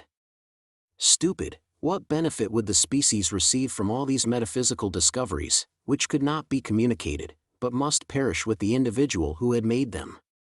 What progress could mankind make in the forests, scattered up and down among the other animals, and to what degree could men mutually improve and enlighten each other, when they had no fixed habitation, nor any need of each other's assistance, when the same persons scarcely met twice in their whole lives, and on meeting neither spoke to, or so much as knew each other? Let us consider how many ideas we owe to the use of speech, how much grammar exercises, and facilitates the operations of the mind. Let us, besides, reflect on the immense pains and time that the first invention of languages must have required. Let us add these reflections to the preceding, and then we may judge how many thousand ages must have been requisite to develop successively the operations, which the human mind is capable of producing. I must now beg leave to stop one moment to consider the perplexities attending the origin of languages. I might here barely cite or repeat the researches made, in relation to this question, by the Abbé de Condillac, which all fully confirm my system, and perhaps even suggested to me the first idea of it. But, as the manner, in which the philosopher resolves the difficulties of his own starting, concerning the origin of arbitrary signs, shows that he supposes, what I doubt, namely a kind of society already established among the inventors of languages, I think it my duty, at the same time that I refer to his reflections, to give my own, in order to expose the same difficulties in a light suitable to my subject. The first that offers is how languages could become necessary, for as there was no correspondence between men, nor the least necessity for any, there is no conceiving the necessity of this invention, nor the possibility of it, if it was not indispensable. I might say, with many others, that languages are the fruit of the domestic intercourse between fathers, mothers, and children, but this, besides its not answering any difficulties, would be committing the same fault with those, who reasoning on the state of nature, transfer to it ideas collected in society, always consider families as living together under one roof, and their members as observing among themselves in union, equally intimate and permanent with that which we see exist in a civil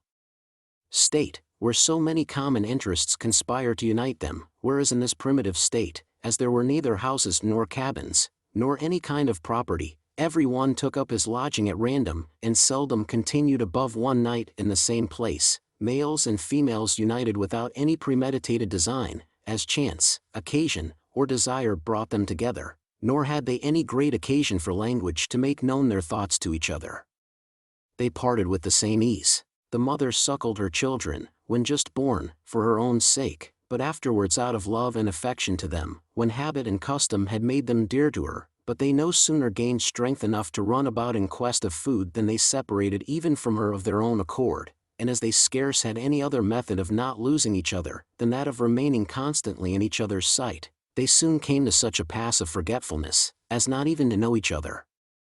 When they happened to meet again, I must further observe that the child having all his wants to explain, and consequently more things to say to his mother than the mother can have to say to him, it is he that must be at the chief expense of invention, and the language he makes use of must be in a great measure his own work. This makes the number of languages equal to that of the individuals who are to speak them, and this multiplicity of languages is further increased by their roving and vagabond kind of life, which allows no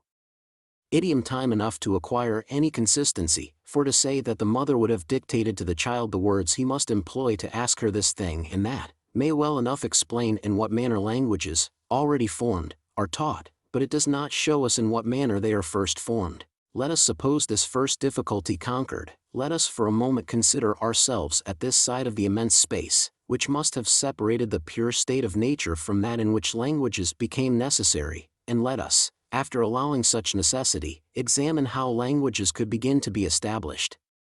A new difficulty this, still more stubborn than the preceding, for if men stood in need of speech to learn to think, they must have stood in still greater need of the art of thinking to invent that of speaking, and though we could conceive how the sounds of the voice came to be taken for the conventional interpreters of our ideas, we should not be the nearer knowing who could have been the interpreters of this convention for such ideas, as, in consequence of their not having any sensible objects, could not be made manifest by gesture or voice, so that we can scarce form any tolerable conjectures concerning the birth of this art of communicating our thoughts,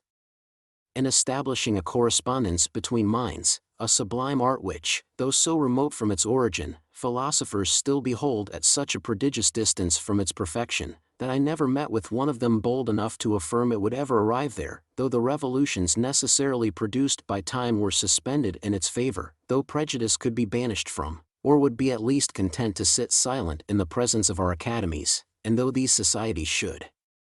consecrate themselves, entirely and during whole ages, to the study of this intricate object, the first language of man, the most universal and most energetic of all languages, in short, the only language he had occasion for, before there was a necessity of persuading assembled multitudes, was the cry of nature.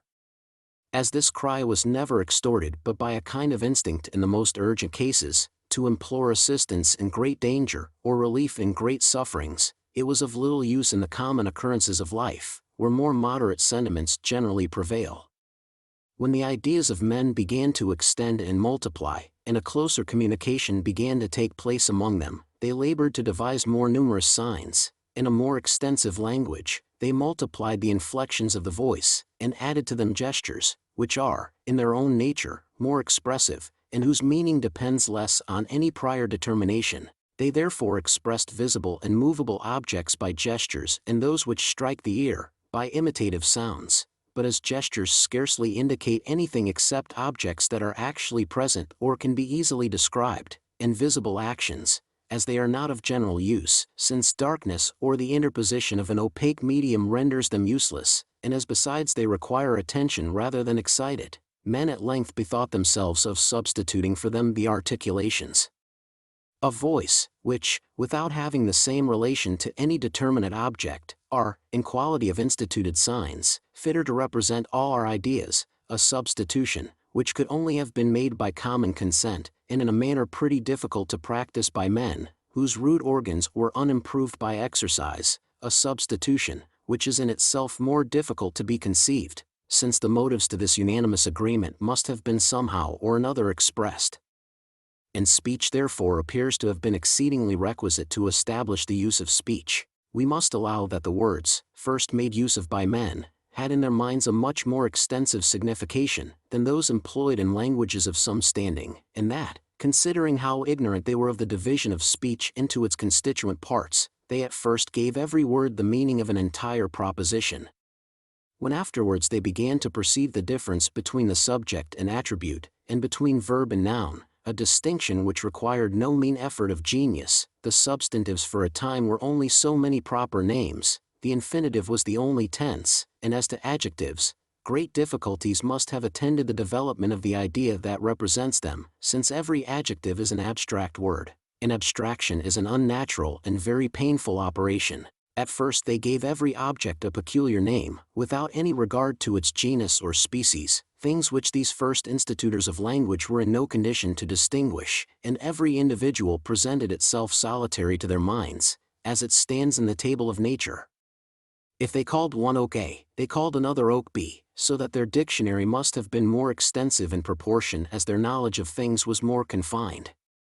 It could not but be a very difficult task to get rid of so diffuse and embarrassing a nomenclature, as in order to marshal the several beings under common and generic denominations, it was necessary to be first acquainted with their properties, and their differences, to be stocked with observations and definitions, that is to say, to understand natural history and metaphysics, advantages which the men of these times could not have enjoyed. Besides, general ideas cannot be conveyed to the mind without the assistance of words, nor can the understanding seize them without the assistance of propositions. This is one of the reasons why mere animals cannot form such ideas, nor ever acquire the perfectibility which depends on such an operation. When a monkey leaves without the least hesitation one nut for another, are we to think he has any general idea of that kind of fruit, and that he compares these two individual bodies with his archetype notion of them?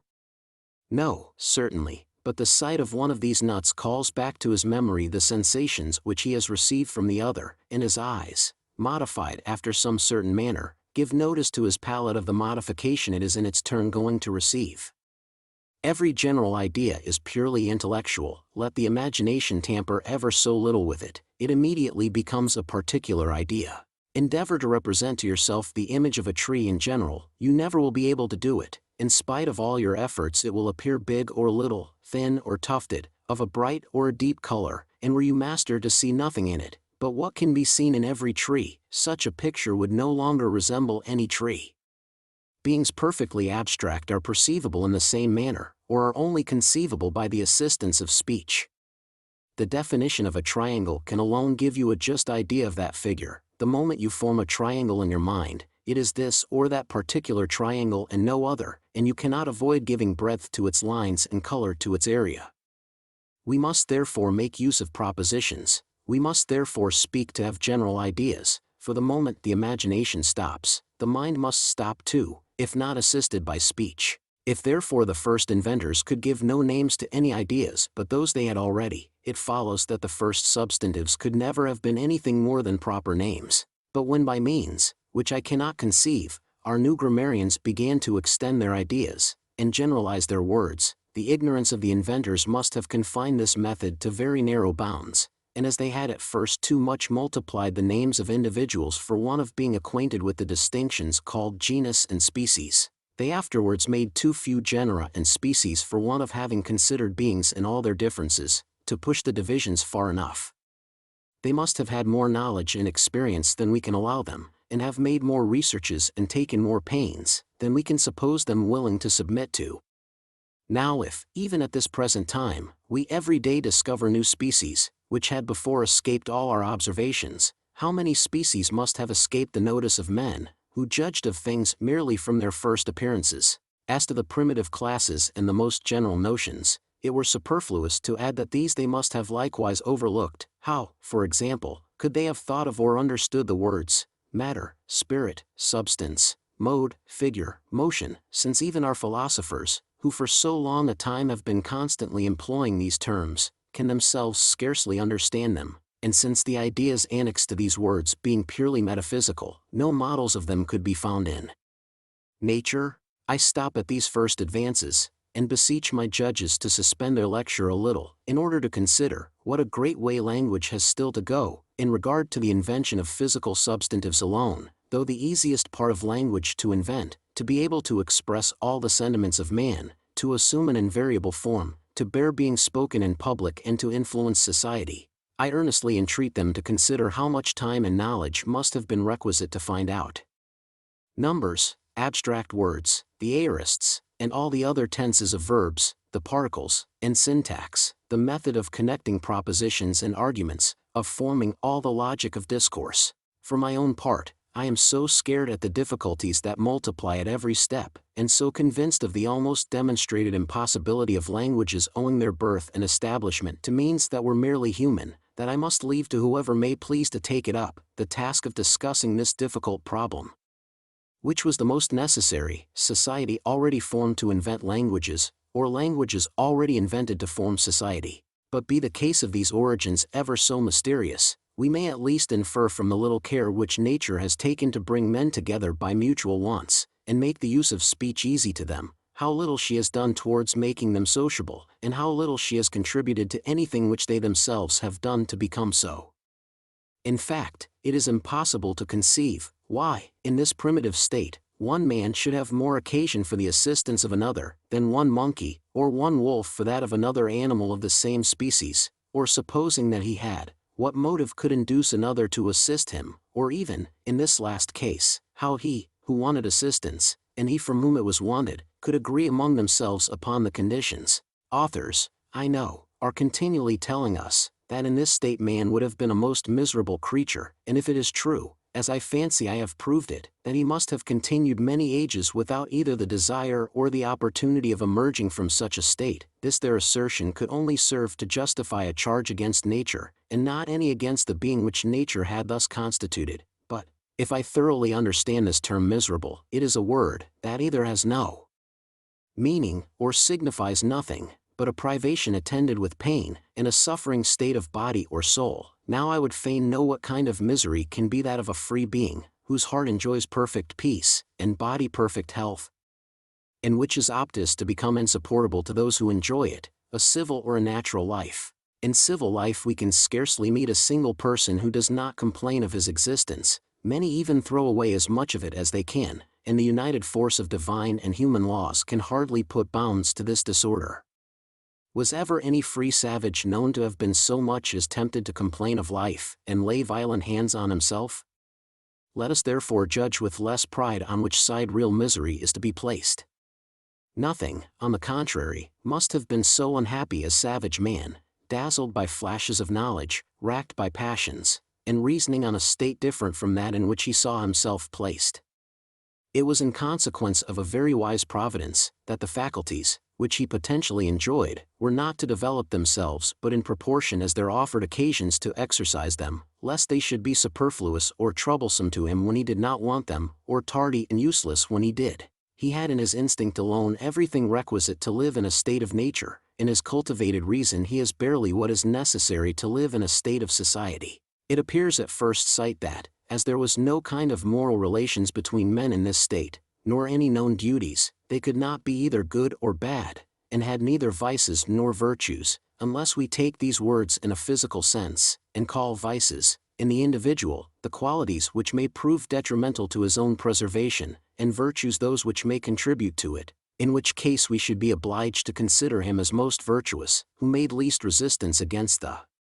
simple impulses of nature. But without deviating from the usual meaning of these terms, it is proper to suspend the judgment we might form of such a situation, and be upon our guard against prejudice, till, the balance in hand, we have examined whether there are more virtues or vices among civilized men, or whether the improvement of their understanding is sufficient to compensate the damage which they mutually do to each other, in proportion as they become better informed of the services which they ought to do, or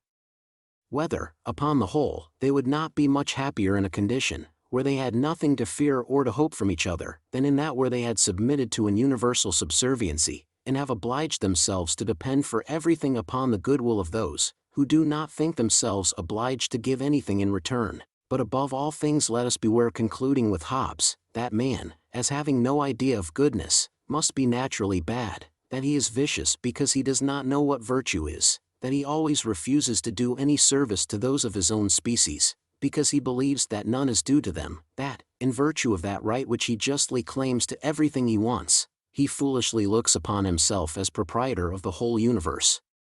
Hobbes very plainly saw the flaws in all the modern definitions of natural right, but the consequences, which he draws from his own definition, show that it is, in the sense he understands it, equally exceptionable. This author, to argue from his own principles, should say that the state of nature, being that where the care of our own preservation interferes least with the preservation of others, was of course the most favorable to peace, and most suitable to mankind, whereas he advances the very reverse in consequence of his having injudiciously admitted, as objects of that care which savage man should take of his preservation, the satisfaction of numberless passions which are the work of society, and have rendered laws necessary. A bad man, says he, is a robust child. But this is not proving that savage man is a robust child, and though we were to grant that he was, what could this philosopher infer from such a concession? That if this man, when robust, depended on others as much as when feeble, there is no excess that he would not be guilty of. He would make nothing of striking his mother when she delayed ever so little to give him the breast. He would claw, and bite, and strangle without remorse the first of his younger brothers, that ever so accidentally jostled or otherwise disturbed him. But these are two contradictory suppositions in the state of nature, to be robust and dependent. Man is weak when dependent, and his own master before he grows robust. Hobbes did not consider that the same cause, which hinders savages from making use of their reason, as our jurisconsults pretend, hinders them at the same time from making an ill use of their faculties, as he himself pretends, so that we may say that savages are not bad, precisely because they don't know what it is to be good, for it is neither the development of the understanding, nor the curb of the law, but the calmness of their passions and their ignorance of vice that hinders them from doing ill. Tantus plus in illis proficit vitiorum ignorantia, quam in is cognito virtutis.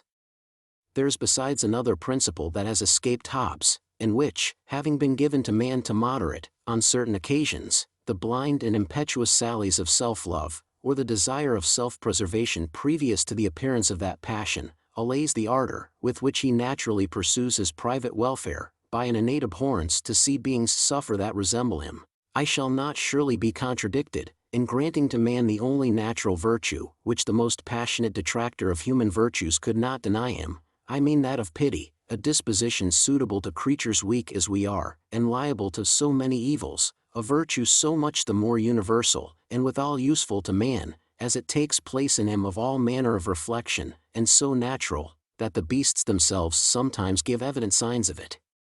Not to speak of the tenderness of mothers for their young, and of the dangers they face to screen them from danger, with what reluctance are horses known to trample upon living bodies. One animal never passes unmoved by the dead carcass of another animal of the same species. There are even some who bestow a kind of sepulture upon their dead fellows, and the mournful lowings of cattle, on their entering the slaughterhouse, publish the impression made upon them by the horrible spectacle they are there struck with. It is with pleasure we see the author of the Fable of the Bees, forced to acknowledge man a compassionate and sensible being, and lay aside, in the example he offers to confirm it, his cold and subtle style, to place before us the pathetic picture of a man, who, with his hands tied up, is obliged to behold a beast of prey tear a child from the arms of his mother, and then with his teeth grind the tender limbs, and with his claws rend the throbbing entrails of the innocent victim. What horrible emotions must not such a spectator experience at the sight of an event which does not personally concern him? What anguish must he not suffer at his not being able to assist the fainting mother or the expiring infant? Such is the pure motion of nature, anterior to all manner of reflection, such is the force of natural pity, which the most dissolute manners have as yet found it so difficult to extinguish, since we every day see, in our theatrical representation, those men sympathize with the unfortunate and weep at their sufferings, who, if in the tyrant's place, would aggravate the torments of their enemies. Mandeville was very sensible that men, in spite of all their morality, would never have been better than monsters, if nature had not given them pity to assist reason, but he did not perceive that from this quality alone flow all the social virtues, which he would dispute mankind the possession of. In fact, what is generosity, what clemency, what humanity, but pity applied to the weak, to the guilty, or to the human species in general? Even benevolence in friendship, if we judge right, will appear the effects of a constant pity, fixed upon a particular object. For to wish that a person may not suffer, what is it but to wish that he may be happy? Though it were true that commiseration is no more than a sentiment, which puts us in the place of him who suffers, a sentiment obscure but active in the savage, developed but dormant in civilized man, how could this notion affect the truth of what I advance, but to make it more evident? In fact, commiseration must be so much the more energetic, the more intimately the animal, that beholds any kind of distress, identifies himself with the animal that labors under it. Now it is evident that this identification must have been infinitely more perfect in the state of nature than in the state of reason. It is reason that engenders self-love, and reflection that strengthens it. It is reason that makes man shrink into himself. It is reason that makes him keep aloof from everything that can trouble or afflict him. It is philosophy that destroys his connections with other men. It is in consequence of her dictates that he mutters to himself at the sight of another in distress, "You may perish for aught I care, nothing can hurt me." Nothing less than those evils, which threaten the whole species, can disturb the calm sleep of the philosopher, and force him from his bed. One man may with impunity murder another under his windows. He has nothing to do but clap his hands to his ears, argue a little with himself to hinder nature, that startles within him, from identifying him with the unhappy sufferer. Savage man wants this admirable talent, and for want of wisdom and reason, is always ready foolishly to obey the first whispers of humanity. In riots and street brawls the populace flock together, the prudent man sneaks off. They are the dregs of the people, the poor basket and barrel women, that part the combatants, and hinder gentle folks from cutting one another's throats. It is therefore certain that pity is a natural sentiment, which, by moderating in every individual the activity of self-love, contributes to the mutual preservation of the whole species. It is this pity which hurries us without reflection to the assistance of those we see in distress. It is this pity which, in a state of nature, stands for laws, for manners, for virtue, with this advantage, that no one is tempted to disobey her sweet and gentle voice. It is this pity which will always hinder a robust savage from plundering a feeble child, or infirm old man, of the subsistence they have acquired with pain and difficulty, if he has but the least prospect of providing for himself by any other means. It is this pity which, instead of that sublime maxim of argumentative justice, "Do to others as you would have others do to you," inspires all men with that other maxim of natural goodness a great deal less perfect, but perhaps more useful. Consult your own happiness with as little prejudice as you can to that of others. It is in a word, in this natural sentiment, rather than in fine-spun arguments, that we must look for the cause of that reluctance which every man would experience to do evil, even independently of the maxims of education. Though it may be the peculiar happiness of Socrates and other geniuses of his stamp, to reason themselves into virtue, the human species would long ago have ceased to exist, had it depended entirely for its preservation on the reasonings of the individuals that compose it. With passions so tame, and so salutary a curb, men, rather wild than wicked, and more attentive to guard against mischief than to do any to other animals, were not exposed to any dangerous dissensions, as they kept up no manner of correspondence with each other, and were of course strangers to vanity, to respect, to esteem, to contempt, as they had no notion of what we call meum and tuum, nor any true idea of justice, as they considered any violence they were liable to, as an evil that could be easily repaired, and not as an injury that deserved punishment, and as they never so much as dreamed of revenge, unless perhaps mechanically and unpremeditatedly, as a dog who bites the stone that has been thrown at him, their disputes could seldom be attended with bloodshed, were they never occasioned by a more considerable stake than that of subsistence. But there is a more dangerous subject of contention, which I must not leave unnoticed. Among the passions which ruffle the heart of man, there is one of a hot and impetuous nature, which renders the sexes necessary to each other, a terrible passion which despises all dangers, bears down all obstacles, and to which in its transports it seems proper to destroy the human species which it is destined to preserve. What must become of men abandoned to this lawless and brutal rage, without modesty, without shame, and every day disputing the objects of their passion at the expense of their blood? We must in the first place allow that the more violent the passions, the more necessary are laws to restrain them, but besides that the disorders and the crimes, to which these passions daily give rise among us, sufficiently grove the insufficiency of laws for that purpose, we would do well to look back a little further and examine, if these evils did not spring up with the laws themselves, for at this rate, though the laws were capable of repressing these evils, it is the least that might be expected from them, seeing it is no more than stopping the progress of a mischief which they themselves have produced. Let us begin by distinguishing between what is moral and what is physical in the passion called love. The physical part of it is that general desire which prompts the sexes to unite with each other. The moral part is that which determines that desire, and fixes it upon a particular object to the exclusion of all others, or at least gives it a greater degree of energy for this preferred object. Now it is easy to perceive that the moral part of love is a factitious sentiment, engendered by society, and cried up by the women with great care and address in order to establish their empire, and secure command to that sex which ought to obey. This sentiment, being founded on certain notions of beauty and merit which a savage is not capable of having, and upon comparisons which he is not capable of making, can scarcely exist in him, for as his mind was never in a condition to form abstract ideas of regularity and proportion, neither is his heart susceptible of sentiments of admiration and love, which, even without our perceiving it, are produced by our application of these ideas. He listens solely to the dispositions implanted in him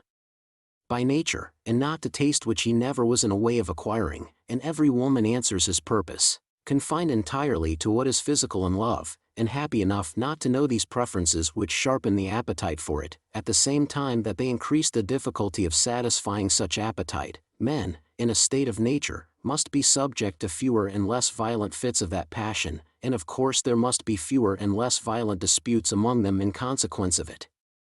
The imagination which causes so many ravages among us, never speaks to the heart of savages, who peaceably wait for the impulses of nature, yield to these impulses without choice and with more pleasure than fury, and whose desires never outlive their necessity for the thing desired. Nothing therefore can be more evident than that it is society alone, which has added even to love itself as well as to all the other passions, that impetuous ardor, which so often renders it fatal to mankind, and it is so much the more ridiculous to represent savages constantly murdering each other to glut their brutality, as this opinion is diametrically opposite to experience. In the Caribbeans, the people in the world who have as yet deviated least from the state of nature, are to all intents and purposes the most peaceable in their amours, and the least subject to jealousy, though they live in a burning climate which seems always to add considerably to the activity of these passions. As to the inductions which may be drawn, in respect to several species of animals, from the battles of the males, who in all seasons cover our poultry yards with blood, and in spring particularly cause our forests to ring again with the noise they make in disputing their females, we must begin by excluding all those species, where nature has evidently established, in the relative power of the sexes, relations different from those which exist among us. Thus from the battle of cocks we can form no induction that will affect the human species. In the species, where the proportion is better observed, these battles must be owing entirely to the fewness of the females compared with the males, or, which is all one, to the exclusive intervals, during which the females constantly refuse the addresses of the males, for if the female admits the male but 2 months in the year, it is all the same as if the number of females were 5/6 less than what it is. Now neither of these cases is applicable to the human species, where the number of females generally surpasses that of males, and where it has never been observed that, even among savages, the females had, like those of other animals, stated times of passion and indifference. Besides, among several of these animals the whole species takes fire all at once, and for some days nothing is to be seen among them but confusion, tumult, disorder and bloodshed, a state unknown to the human species where love is never periodical. We cannot therefore conclude from the battles of certain animals for the possession of their females, that the same would be the case of man in a state of nature, and though we might, as these contests do not destroy the other species, there is at least equal room to think they would not be fatal to ours. Nay, it is very probable that they would cause fewer ravages than they do in society, especially in those countries where, morality being as yet held in some esteem, the jealousy of lovers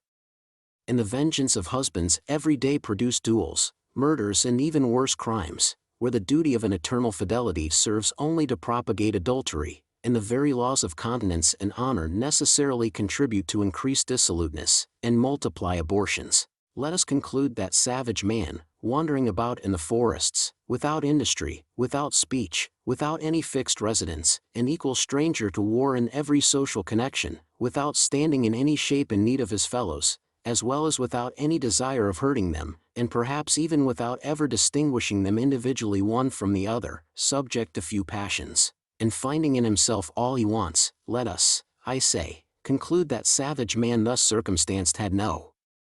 knowledge or sentiment but such as are proper to that condition, that he was alone sensible of his real necessities, took notice of nothing but what it was his interest to see, and that his understanding made as little progress as his vanity.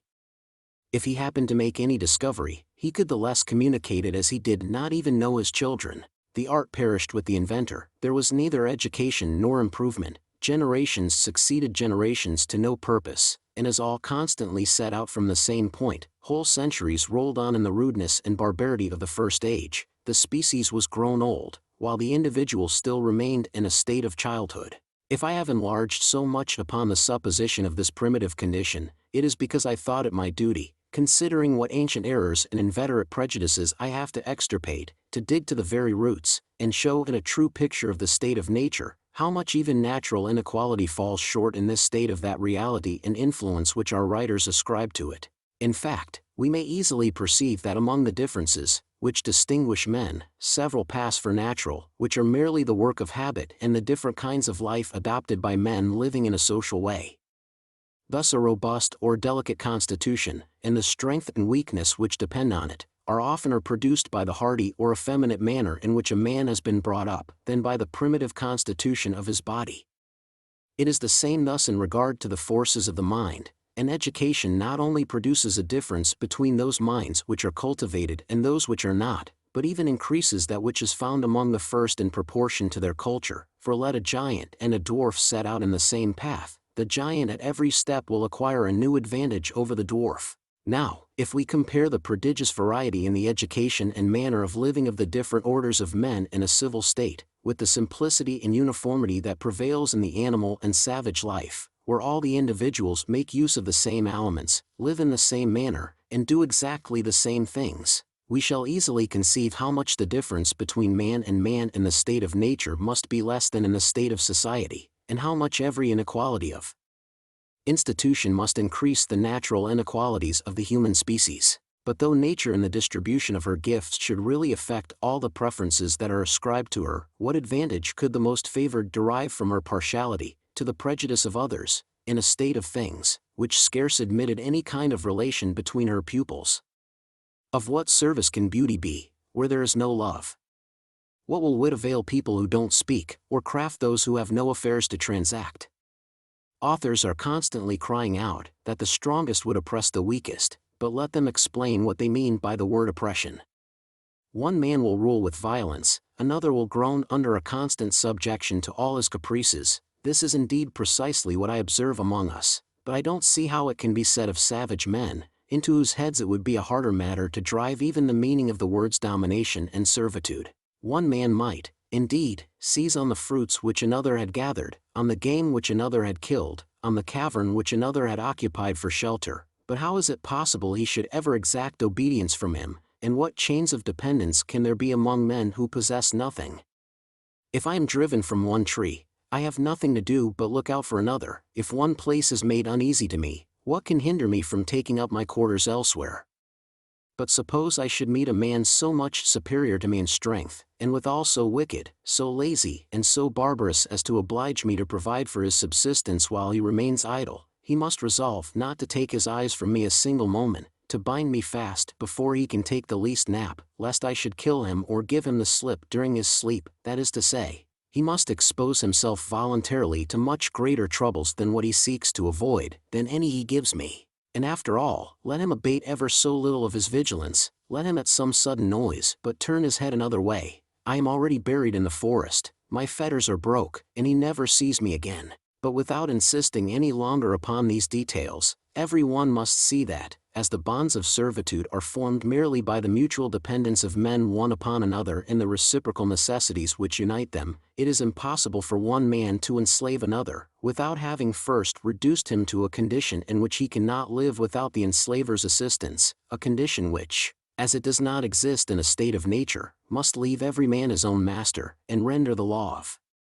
the strongest altogether vain and useless. Having proved that the inequality, which may subsist between man and man in a state of nature, is almost imperceivable, and that it has very little influence, I must now proceed to show its origin, and trace its progress, in the successive developments of the human mind. After having showed that perfectibility, the social virtues, and the other faculties, which natural man had received in potentia, could never be developed of themselves, that for that purpose there was a necessity for the fortuitous concurrence of several foreign causes, which might never happen, and without which he must have eternally remained in his primitive condition, I must proceed to consider and bring together the different accidents which may have perfected the human understanding. I must own that, as the events I am about to describe might have happened many different ways, my choice of these I shall assign can be grounded on nothing but mere conjecture, but besides these conjectures becoming reasons, when they are not only the most probable that can be drawn from the nature of things, but the only means we can have of discovering truth, the consequences I mean to deduce from mine will not be merely conjectural, since, on the principles I have just established, it is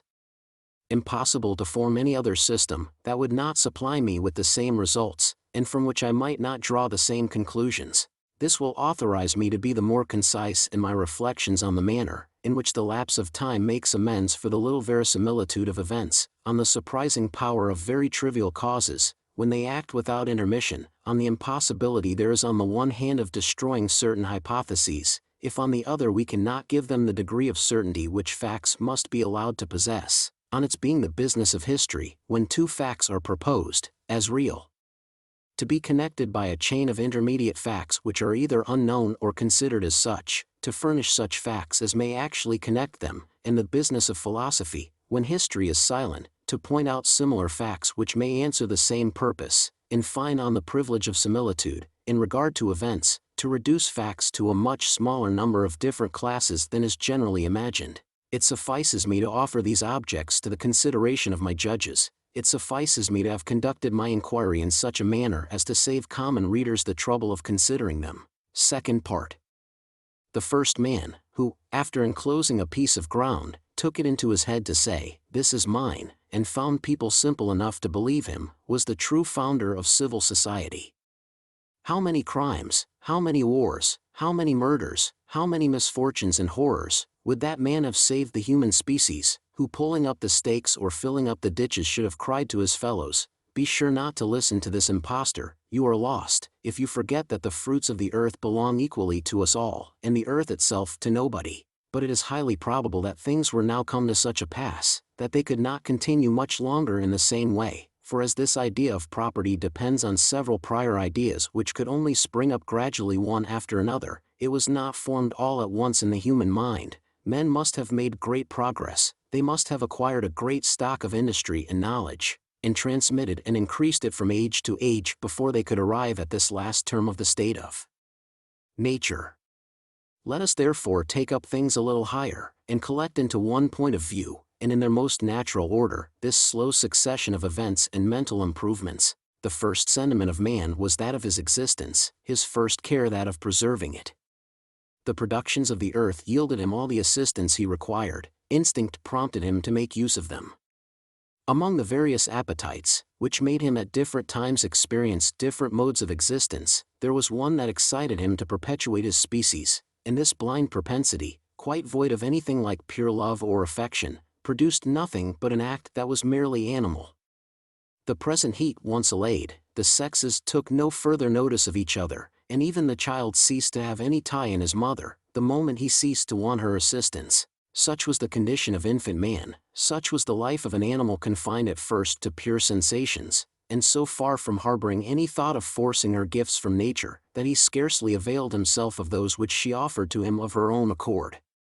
But difficulties soon arose, and there was a necessity for learning how to surmount them, the height of some trees, which prevented his reaching their fruits, the competition of other animals equally fond of the same fruits, the fierceness of many that even aimed at his life. These were so many circumstances, which obliged him to apply to bodily exercise. There was a necessity for becoming active, swift-footed, and sturdy in battle. The natural arms, which are stones and the branches of trees, soon offered themselves to his assistance. He learned to surmount the obstacles of nature, to contend in case of necessity with other animals, to dispute his subsistence even with other men, or indemnify himself for the loss of whatever he found himself obliged to part with to the strongest. In proportion as the human species grew more numerous, and extended itself, its pains likewise multiplied and increased. The difference of soils, climates and seasons might have forced men to observe some difference in their way of living. Bad harvests, long and severe winters, and scorching summers which parched up all the fruits of the earth, required extraordinary exertions of industry. On the seashore, and the banks of rivers, they invented the line and the hook, and became fishermen and ichthyophagous. In the forests they made themselves bows and arrows, and became huntsmen and warriors. In the cold countries they covered themselves with the skins of the beasts they had killed. Thunder, a volcano, or some happy accident made them acquainted with fire, a new resource against the rigors of winter. They discovered the method of preserving this element, then that of reproducing it, and lastly the way of preparing with it the flesh of animals, which heretofore they devoured raw from the carcass. This reiterated application of various beings to himself, and to one another, must have naturally engendered in the mind of man the idea of certain relations. These relations, which we express by the words, great, little, strong, weak, swift, slow, fearful, bold, and the like, compared occasionally, and almost without thinking of it, produced in him some kind of reflection, or rather a mechanical prudence, which pointed out to him the precautions most essential to his preservation and safety. The new lights resulting from this development increased his superiority over other animals, by making him sensible of it. He laid himself out to ensnare them, he played them 1,000 tricks, and though several surpassed him in strength or in swiftness, he in time became the master of those that could be of any service to him, and a sore enemy to those that could do him any mischief. 'Tis thus, that the first look he gave into himself produced the first emotion of pride in him. 'Tis thus that, at a time he scarce knew how to distinguish between the different ranks of existence, by attributing to his species the first rank among animals in general, he prepared himself at a distance to pretend to it as an individual among those of his own species in particular. Though other men were not to him what they are to us, and he had scarce more intercourse with them than with other animals, they were not overlooked in his observations. The conformities, which in time he might discover between them, and between himself and his female, made him judge of those he did not perceive, and seeing that they all behaved as himself would have done in similar circumstances, he concluded that their manner of thinking and willing was quite conformable to his own, and this important truth, when once engraved deeply on his mind, made him follow, by a presentiment as sure as any logic, and withal much quicker, the best rules of conduct, which, for the sake of his own safety and advantage it was proper he should observe towards them. Instructed by experience that the love of happiness is the sole principle of all human actions, he found himself in a condition to distinguish the few cases, in which common interest might authorize him to build upon the assistance of his fellows, and those still fewer, in which a competition of interests might justly render it suspected. In the first case he united with them in the same flock, or at most by some kind of free association which obliged none of its members, and lasted no longer than the transitory necessity that had given birth to it. In the second case every one aimed at his own private advantage, either by open force if he found himself strong enough, or by cunning and address if he thought himself too weak to use violence. Such was the manner in which men might have insensibly acquired some gross idea of their mutual engagements and the advantage of fulfilling them, but this only as far as their present and sensible interest required, for as to foresight they were utter strangers to it, and far from troubling their heads about a distant futurity, they scarce thought of the day following. Was a deer to be taken? Every one saw that to succeed he must faithfully stand to his post, but suppose a hare to have slipped by within reach of any one of them, it is not to be doubted but he pursued it without scruple, and when he had seized his prey never reproached himself with having made his companions miss theirs. We may easily conceive that such an intercourse scarce required a more refined language than that of crows and monkeys, which flock together almost in the same manner. Inarticulate exclamations, a great many gestures, and some imitative sounds, must have been for a long time the universal language of mankind, and by joining to these in every country some articulate and conventional sounds, of which, as I have already hinted, it is not very easy to explain the institution, there arose particular languages, but rude, imperfect, and such nearly as are to be found at this day among several savage nations. My pen straightened by the rapidity of time, the abundance of things I have to say, and the almost insensible progress of the first improvements, flies like an arrow over numberless ages, for the slower the succession of events, the quicker I may allow myself to be in relating them. At length, these first improvements enabled man to improve at a greater rate. Industry grew perfect in proportion as the mind became more enlightened. Men soon ceasing to fall asleep under the first tree, or take shelter in the first cavern, lit upon some hard and sharp kinds of stone resembling spades or hatchets, and employed them to dig the ground, cut down trees, and with the branches build huts, which they afterwards bethought themselves of plastering over with clay or dirt. This was the epoch of a first revolution, which produced the establishment and distinction of families, and which introduced a species of property, and along with it perhaps 1,000 quarrels and battles. As the strongest however were probably the first to make themselves cabins, which they knew they were able to defend, we may conclude that the weak found it much shorter and safer to imitate than to attempt to dislodge them, and as to those, who were already provided with cabins, no one could have any great temptation to seize upon that of his neighbor, not so much because it did not belong to him, as because it could be of no service to him, and as besides to make himself master of it, he must expose himself to a very sharp conflict with the present occupiers. The first developments of the heart were the effects of a new situation, which united husbands and wives, parents and children, under one roof. The habit of living together gave birth to the sweetest sentiments the human species is acquainted with, conjugal and paternal love. Every family became a little society, so much the more firmly united, as a mutual attachment and liberty were the only bonds of it, and it was now that the sexes, whose way of life had been hitherto the same, began to adopt different manners and customs. The women became more sedentary, and accustomed themselves to stay at home and look after the children, while the men rambled abroad in quest of subsistence for the whole family. The two sexes likewise by living a little more at their ease began to lose somewhat of their usual ferocity and sturdiness, but if on the one hand individuals became less able to engage separately with wild beasts, they on the other were more easily got together to make a common resistance against them. In this new state of things, the simplicity and solitariness of man's life, the limitedness of his wants, and the instruments which he had invented to satisfy them, leaving him a great deal of leisure, he employed it to supply himself with several conveniences unknown to his ancestors, and this was the first yoke he inadvertently imposed upon himself, and the first source of mischief which he prepared for his children, for besides continuing in this manner to soften both body and mind, these conveniences having through use lost almost all their aptness to please, and even degenerated into real wants, the privation of them became far more intolerable than the possession of them had been agreeable. To lose them was a misfortune, to possess them no happiness. Here we may a little better discover how the use of speech insensibly commences or improves in the bosom of every family, and may likewise from conjectures concerning the manner in which divers particular causes might have propagated language, and accelerated its progress by rendering it every day more and more necessary. Great inundations or earthquakes surrounded inhabited districts with water or precipices. Portions of the continent were by revolutions of the globe torn off and split into islands. It is obvious that among men thus collected, and forced to live together, a common idiom must have started up much sooner than among those who freely wandered through the forests of the main land. Thus it is very possible that the inhabitants of the islands formed in this manner, after their first essays in navigation, brought among us the use of speech, and it is very probable at least that society and languages commenced in islands and even acquired perfection there, before the inhabitants of the continent knew anything of either. Everything now begins to wear a new aspect.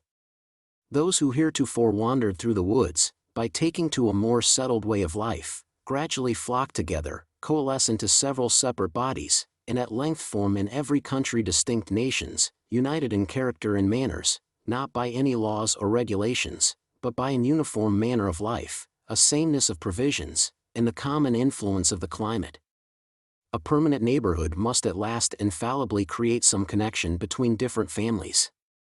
The transitory commerce required by nature soon produced, among the youth of both sexes living in contiguous cabins, another kind of commerce, which besides being equally agreeable is rendered more durable by mutual intercourse. Men begin to consider different objects, and to make comparisons. They insensibly acquire ideas of merit and beauty, and these soon produce sentiments of preference. By seeing each other often they contract a habit, which makes it painful not to see each other always. Tender and agreeable sentiments steal into the soul, and are by the smallest opposition wound up into the most impetuous fury. Jealousy kindles with love, discord triumphs, and the gentlest of passions requires sacrifices of human blood to appease it. In proportion as ideas and sentiments succeed each other, and the head and the heart exercise themselves, men continue to shake off their original wildness, and their connections become more intimate and extensive. They now begin to assemble round a great tree, singing and dancing, the genuine offspring of love and leisure, become the amusement or rather the occupation of the men and women, free from care, thus gathered together. Every one begins to survey the rest, and wishes to be surveyed himself, and public esteem acquires a value. He who sings or dances best, the handsomest, the strongest, the most dexterous, the most eloquent, comes to be the most respected. This was the first step towards inequality, and at the same time towards vice.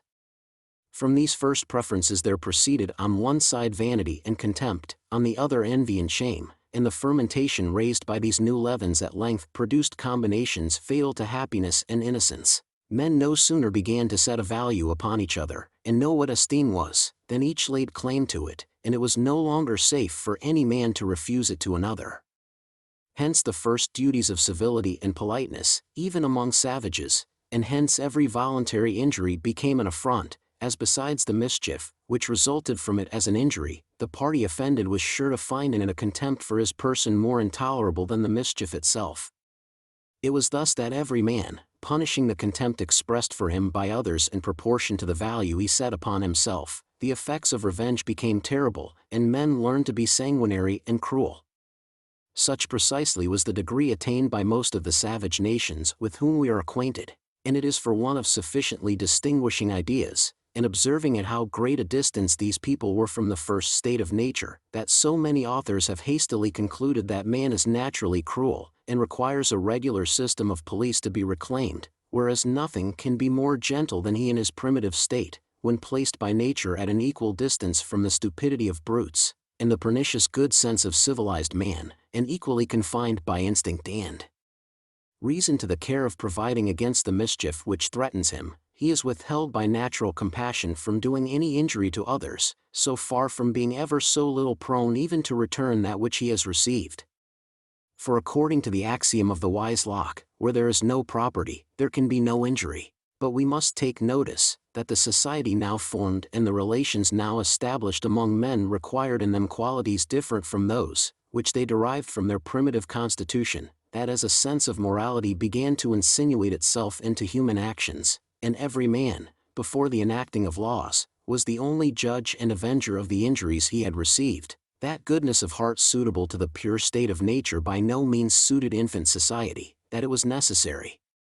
punishments should become severer in the same proportion that the opportunities of offending became more frequent, and the dread of vengeance adds strength to the too weak curb of the law. Thus, though men were become less patient, and natural compassion had already suffered some alteration, this period of the development of the human faculties, holding a just mean between the indolence of the primitive state and the petulant activity of self-love, must have been the happiest and most durable epoch. The more we reflect on this state, the more convinced we shall be that it was the least subject of any to revolutions, the best for man, and that nothing could have drawn him out of it but some fatal accident, which, for the public good, should never have happened.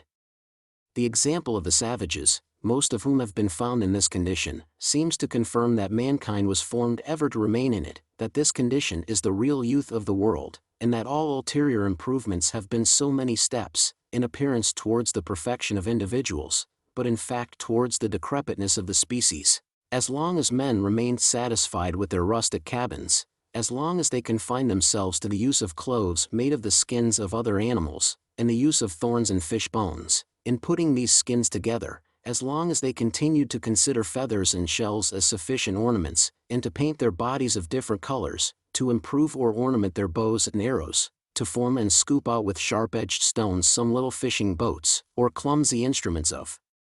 music, in a word, as long as they undertook such works only as a single person could finish, and stuck to such arts as did not require the joint endeavors of several hands, they lived free, healthy, honest and happy, as much as their nature would admit, and continued to enjoy with each other all the pleasures of an independent intercourse, but from the moment one man began to stand in need of another's assistance, from the moment it appeared an advantage for one man to possess the quantity of provisions requisite for two, all equality vanished, property started up, labor became necessary, and boundless forests became smiling fields, which it was found necessary to water with human sweat, and in which slavery and misery were soon seen to sprout out and grow with the fruits of the earth. Metallurgy and agriculture were the two arts whose invention produced this great revolution. With the poet, it is gold and silver, but with the philosopher it is iron and corn, which have civilized men, and ruined mankind. Accordingly both one and the other were unknown to the savages of America, who for that very reason have always continued savages. Nay, other nations seem to have continued in a state of barbarism, as long as they continued to exercise one only of these arts without the other, and perhaps one of the best reasons that can be assigned, why Europe has been, if not earlier, at least more constantly and better civilized than the other quarters of the world, is that she both abounds most in iron and is best qualified to produce corn. It is a very difficult matter to tell how men came to know anything of iron, and the art of employing it, for we are not to suppose that they should of themselves think of digging it out of the mines, and preparing it for fusion, before they knew what could be the result of such a process. On the other hand, there is the less reason to attribute this discovery to any accidental fire, as mines are formed nowhere but in dry and barren places, and such as are bare of trees and plants, so that it looks as if nature had taken pains to keep from us so mischievous a secret. Nothing therefore remains but the extraordinary circumstance of some volcano, which, belching forth metallic substances ready fused, might have given the spectators a notion of imitating that operation of nature, and after all we must suppose them endued with an extraordinary stock of courage and foresight to undertake so painful a work, and have, at so great a distance, an eye to the advantages they might derive from it, qualities scarcely suitable but to heads more exercised than those of such discoverers can be supposed to have been. As to agriculture, the principles of it were known a long time before the practice of it took place, and it is hardly possible that men, constantly employed in drawing their subsistence from trees and plants, should not have early hit on the means employed by nature for the generation of vegetables, but in all probability it was very late before their industry took a turn that way, either because trees, which with their land and water game supplied them with sufficient food, did not require their attention, or because they did not know the use of corn, or because they had no instruments to cultivate it, or because they were destitute of foresight in regard to future necessities, or in fine, because they wanted means to hinder others from running away with the fruit of their labors. We may believe that on their becoming more industrious they began their agriculture by cultivating with sharp stones and pointed sticks a few pulse or roots about their cabins, and that it was a long time before they knew the method of preparing corn, and were provided with instruments necessary to raise it in large quantities, not to mention the necessity there is, in order to follow this occupation and sow lands, to consent to lose something at present to gain a great deal hereafter, a precaution very foreign to the turn of man's mind in a savage state, in which, as I have already taken notice, he can hardly foresee his wants from morning to night. For this reason the invention of other arts must have been necessary to oblige mankind to apply to that of agriculture. As soon as men were wanted to fuse and forge iron, others were wanted to maintain them. The more hands were employed in manufactures, the fewer hands were left to provide subsistence for all, though the number of mouths to be supplied with food continued the same, and as some required commodities in exchange for their iron, the rest at last found out the method of making iron subservient to the multiplication of commodities. Hence on the one hand husbandry and agriculture, and on the other the art of working metals and of multiplying the uses of them. To the tilling of the earth the distribution of it necessarily succeeded, and to property once acknowledged, the first rules of justice, for to secure every man his own, every man must have something. Moreover, as men began to extend their views to futurity, and all found themselves in possession of more or less goods capable of being lost, every one in particular had reason to fear, lest reprisals should be made on him for any injury he might do to others. This origin is so much the more natural, as it is impossible to conceive how property can flow from any other source but industry, for what can a man add but his labor to things which he has not made, in order to acquire a property in them? 'Tis the labor of the hands alone, which giving the husbandman a title to the produce of the land he has tilled gives him a title to the land itself, at least till he has gathered in the fruits of it, and so on from year to year, and this enjoyment forming a continued possession is easily transformed into a property. The ancients, says Grotius, by giving to Ceres the epithet of legislatrix, and to a festival celebrated in her honor the name of Thesmorphoria, insinuated that the distribution of lands produced a new kind of right, that is, the right of property different from that which results from the law of nature. Things thus circumstanced might have remained equal, if men's talents had been equal, and if, for instance, the use of iron, and the consumption of commodities had always held an exact proportion to each other, but as this proportion had no support, it was soon broken. The man that had most strength performed most labor, the most dexterous turned his labor to best account, the most ingenious found out methods of lessening his labor, the husbandman required more iron, or the smith more corn, and while both worked equally, one earned a great deal by his labor, while the other could scarce live by his. It is thus that natural inequality insensibly unfolds itself with that arising from a variety of combinations, and that the difference among men, developed by the difference of their circumstances, becomes more sensible, more permanent in its effects, and begins to influence in the same proportion the condition of private persons. Things once arrived at this period, it is an easy matter to imagine the rest. I shall not stop to describe the successive inventions of other arts, the progress of language, the trial and employments of talents, the inequality of fortunes, the use or abuse of riches, nor all the details which follow these, and which every one may easily supply. I shall just give a glance at mankind placed in this new order of things. Behold then all our faculties developed, our memory and imagination at work, self-love interested, reason rendered active, and the mind almost arrived at the utmost bounds of that perfection it is capable of. Behold all our natural qualities put in motion, the rank and condition of every man established, not only as to the quantum of property and the power of serving or hurting others, but likewise as to genius, beauty, strength or address, merit or talents, and as these were the only qualities which could command respect, it was found necessary to have or at least to affect them. It was requisite for men to be thought what they really were not. To be and to appear became two very different things, and from this distinction sprang pomp and knavery, and all the vices which formed their train. On the other hand, man, heretofore free and independent, was now in consequence of a multitude of new wants brought under subjection, as it were, to all nature, and especially to his fellows, whose slave in some sense he became even by becoming their master. If rich, he stood in need of their services; if poor, of their assistance. Even mediocrity itself could not enable him to do without them. He must therefore have been continually at work to interest them in his happiness, and make them, if not really, at least apparently find their advantage in laboring for his. This rendered him sly and artful in his dealings with some, imperious and cruel in his dealings with others, and laid him under the necessity of using ill all those whom he stood in need of, as often as he could not awe them into a compliance with his will, and did not find it his interest to purchase it at the expense of real services. In fine, an insatiable ambition, the rage of raising their relative fortunes, not so much through real necessity, as to overtop others, inspire all men with a wicked inclination to injure each other, and with a secret jealousy so much the more dangerous, as to carry its point with the greater security, it often puts on the face of benevolence. In a word, sometimes nothing was to be seen but a contention of endeavors on the one hand, and an opposition of interests on the other, while a secret desire of thriving at the expense of others constantly prevailed. Such were the first effects of property, and the inseparable attendants of infant inequality. Riches, before the invention of signs to represent them, could scarce consist in anything but lands and cattle, the only real goods which men can possess. But when estates increased so much in number and in extent as to take in whole countries and touch each other, it became impossible for one man to aggrandize himself but at the expense of some other, and the supernumerary inhabitants, who were too weak or too indolent to make such acquisitions in their turn, impoverished without losing anything, because while everything about them changed they alone remained the same, were obliged to receive or force their subsistence from the hands of the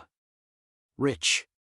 And hence began to flow, according to the different characters of each, domination and slavery, or violence and rapine. The rich on their side scarce began to taste the pleasure of commanding, when they preferred it to every other, and making use of their old slaves to acquire new ones, They no longer thought of anything but subduing and enslaving their neighbors, like those ravenous wolves, who having once tasted human flesh, despise every other food, and devour nothing but men for the future. It is thus that the most powerful or the most wretched, respectively considering their power and wretchedness as a kind of title to the substance of others, even equivalent to that of property, the equality once broken was followed by the most shocking disorders. It is thus that the usurpations of the rich, the pillagings of the poor, and the unbridled passions of all, by stifling the cries of natural compassion, and the as yet feeble voice of justice, rendered man avaricious, wicked and ambitious. There arose between the title of the strongest and that of the first occupier a perpetual conflict, which always ended in battery and bloodshed. Infant society became a scene of the most horrible warfare, mankind thus debased and harassed, and no longer able to retreat, or renounce the unhappy acquisitions it had made, laboring, in short, merely to its confusion by the abuse of those faculties, which in themselves do it so much honor, brought itself to the very brink of ruin and destruction. Atonitus no vitate mali, dives que miser que. Effudera optat opes, et quo modo vaverat, audit. But it is impossible that men should not sooner or later have made reflections on so wretched a situation, and upon the calamities with which they were overwhelmed. The rich in particular must have soon perceived how much they suffered by a perpetual war, of which they alone supported all the expense, and in which, though all risked life, they alone risked any substance.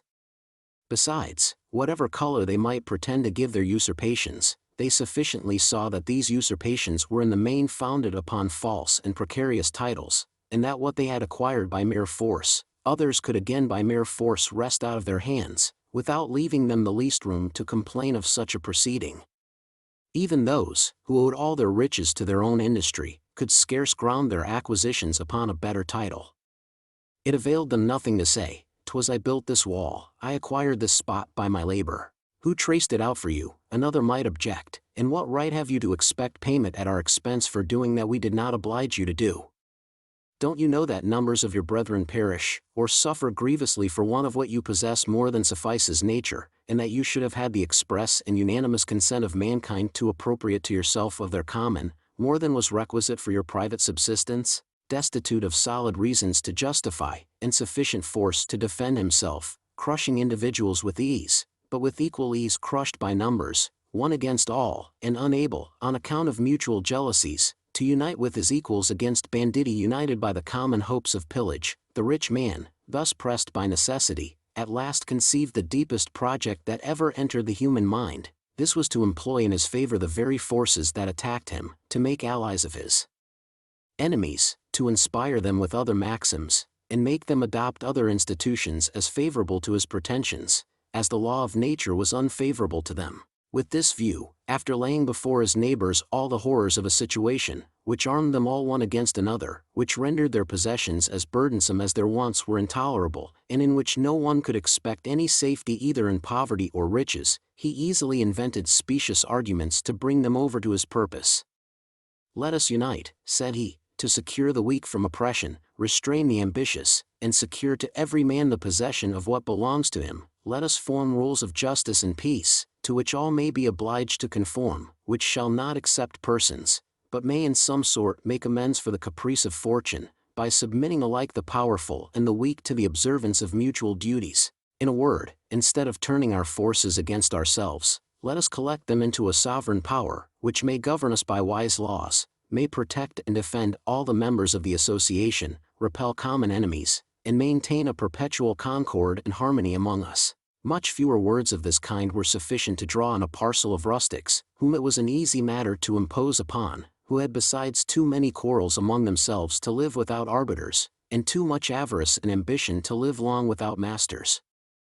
All offered their necks to the yoke in hopes of securing their liberty, for though they had sense enough to perceive the advantages of a political constitution, they had not experience enough to see beforehand the dangers of it. Those among them, who were best qualified to foresee abuses, were precisely those who expected to benefit by them. Even the soberest judged it requisite to sacrifice one part of their liberty to ensure the other, as a man, dangerously wounded in any of his limbs,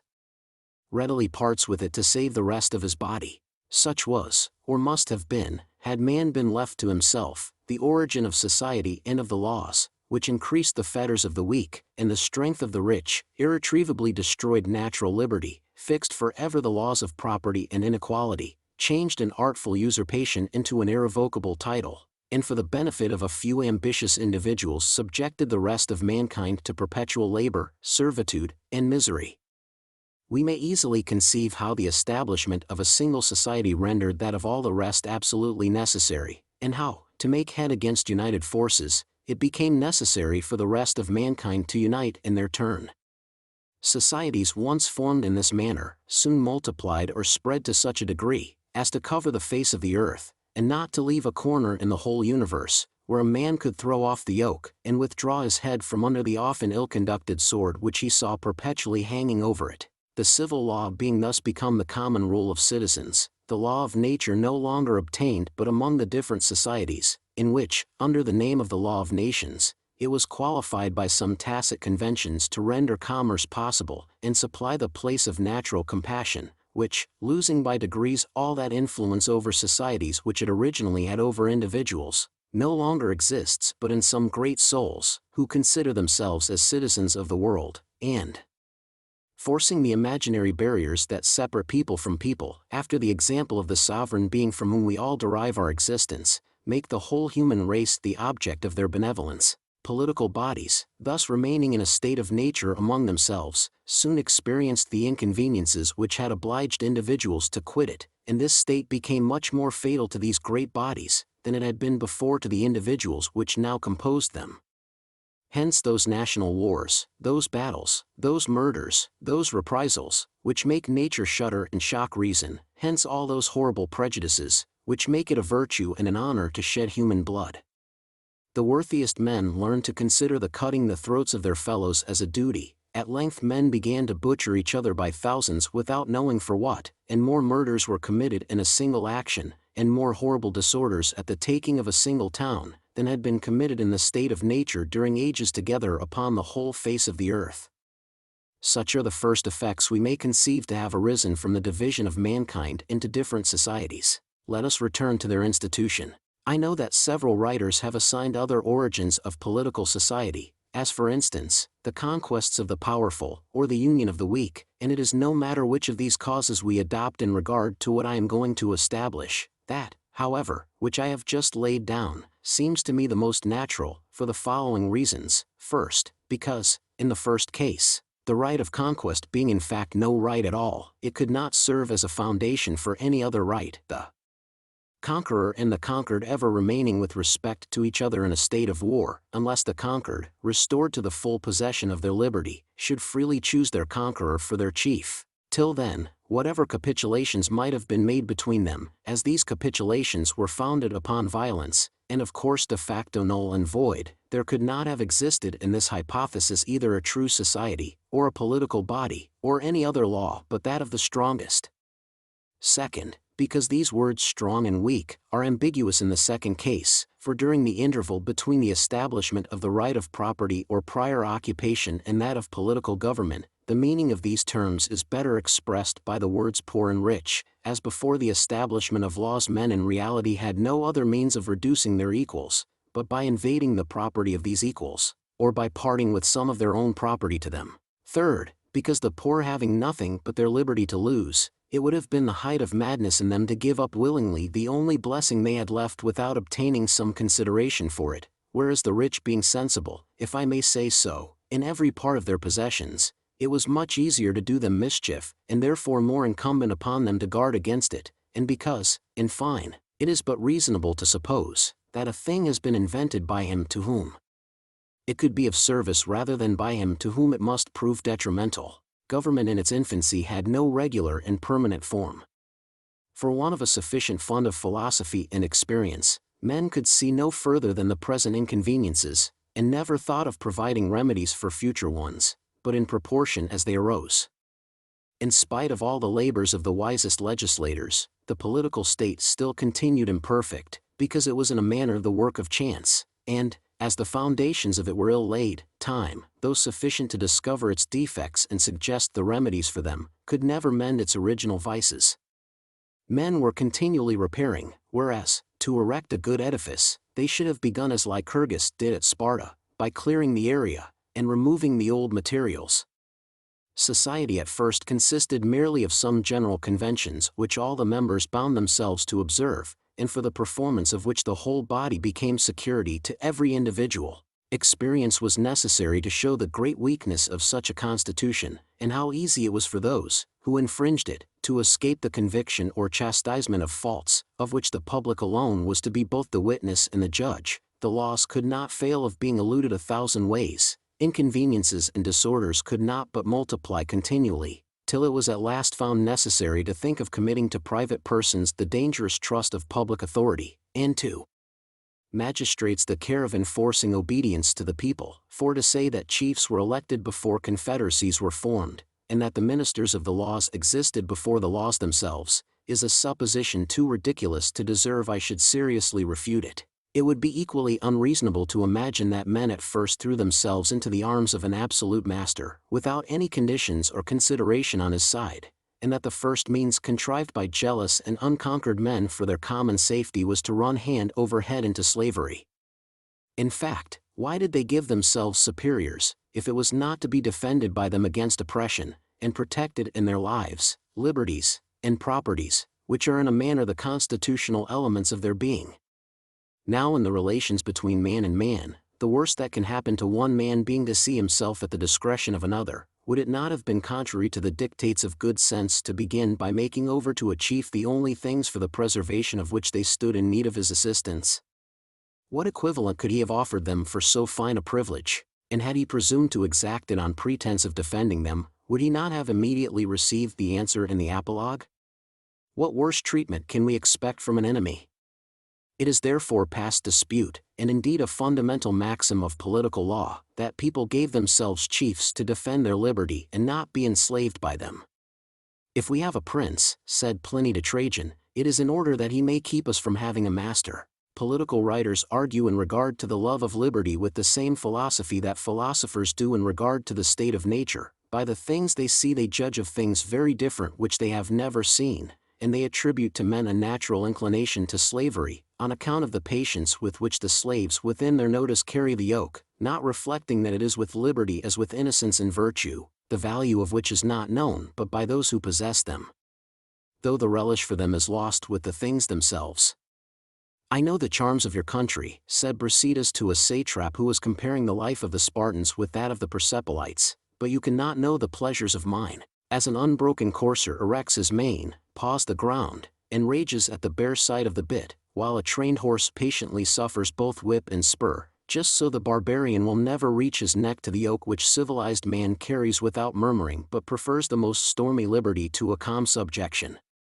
It is not therefore by the servile disposition of enslaved nations that we must judge of the natural dispositions of man for or against slavery, but by the prodigies done by every free people to secure themselves from oppression. I know that the first are constantly crying up that peace and tranquility they enjoy in their irons, and that miserrimum servitudum pacem appellant, but when I see the others sacrifice pleasures, peace, riches, power, and even life itself to the preservation of that single jewel so much slighted by those who have lost it, when I see free-born animals through a natural abhorrence of captivity dash their brains out against the bars of their prison, when I see multitudes of naked savages despise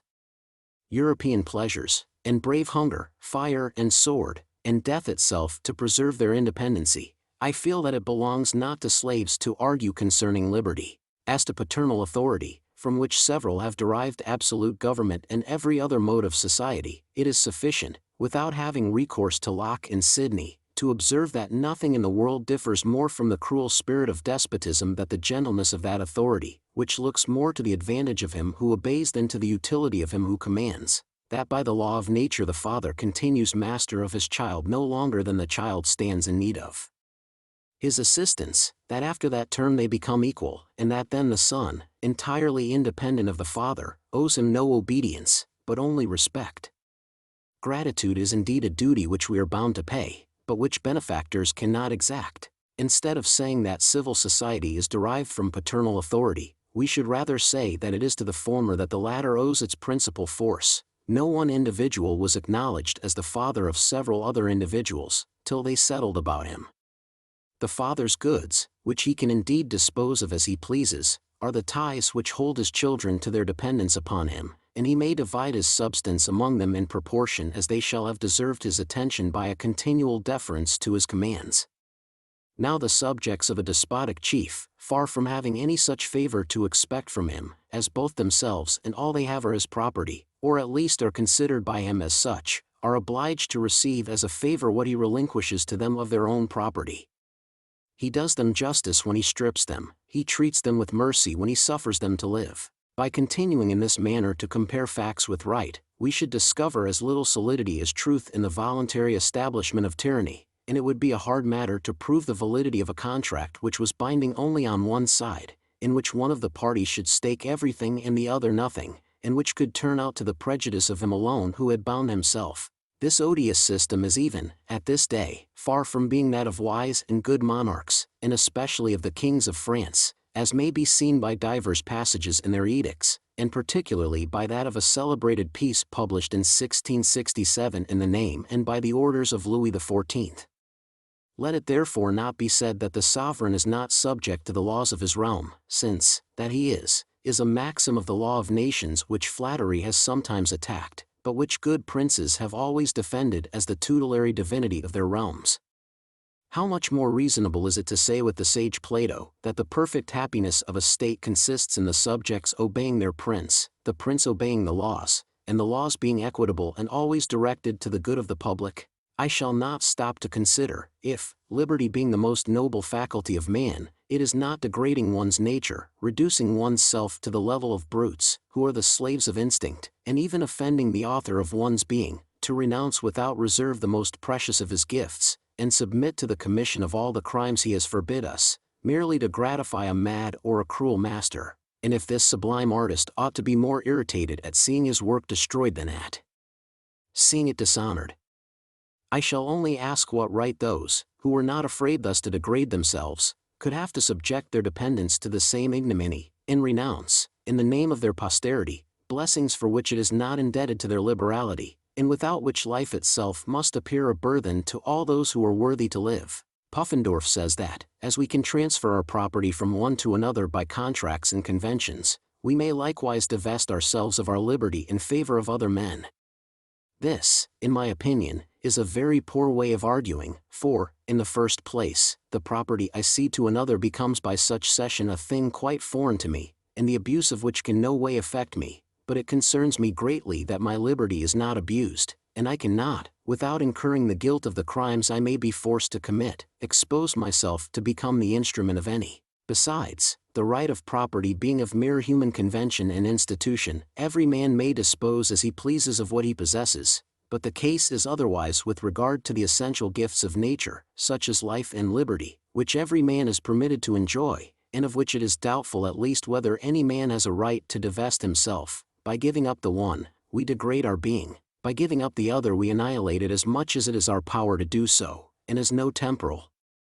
enjoyments can indemnify us for the loss of either, it would be at once offending both nature and reason to renounce them for any consideration. But though we could transfer our liberty as we do our substance, the difference would be very great with regard to our children, who enjoy our substance but by a cession of our right, whereas liberty being a blessing, which as men they hold from nature, their parents have no right to strip them of it, so that as to establish slavery it was necessary to do violence to nature, so it was necessary to alter nature to perpetuate such a right, and the jurisconsults, who have gravely pronounced that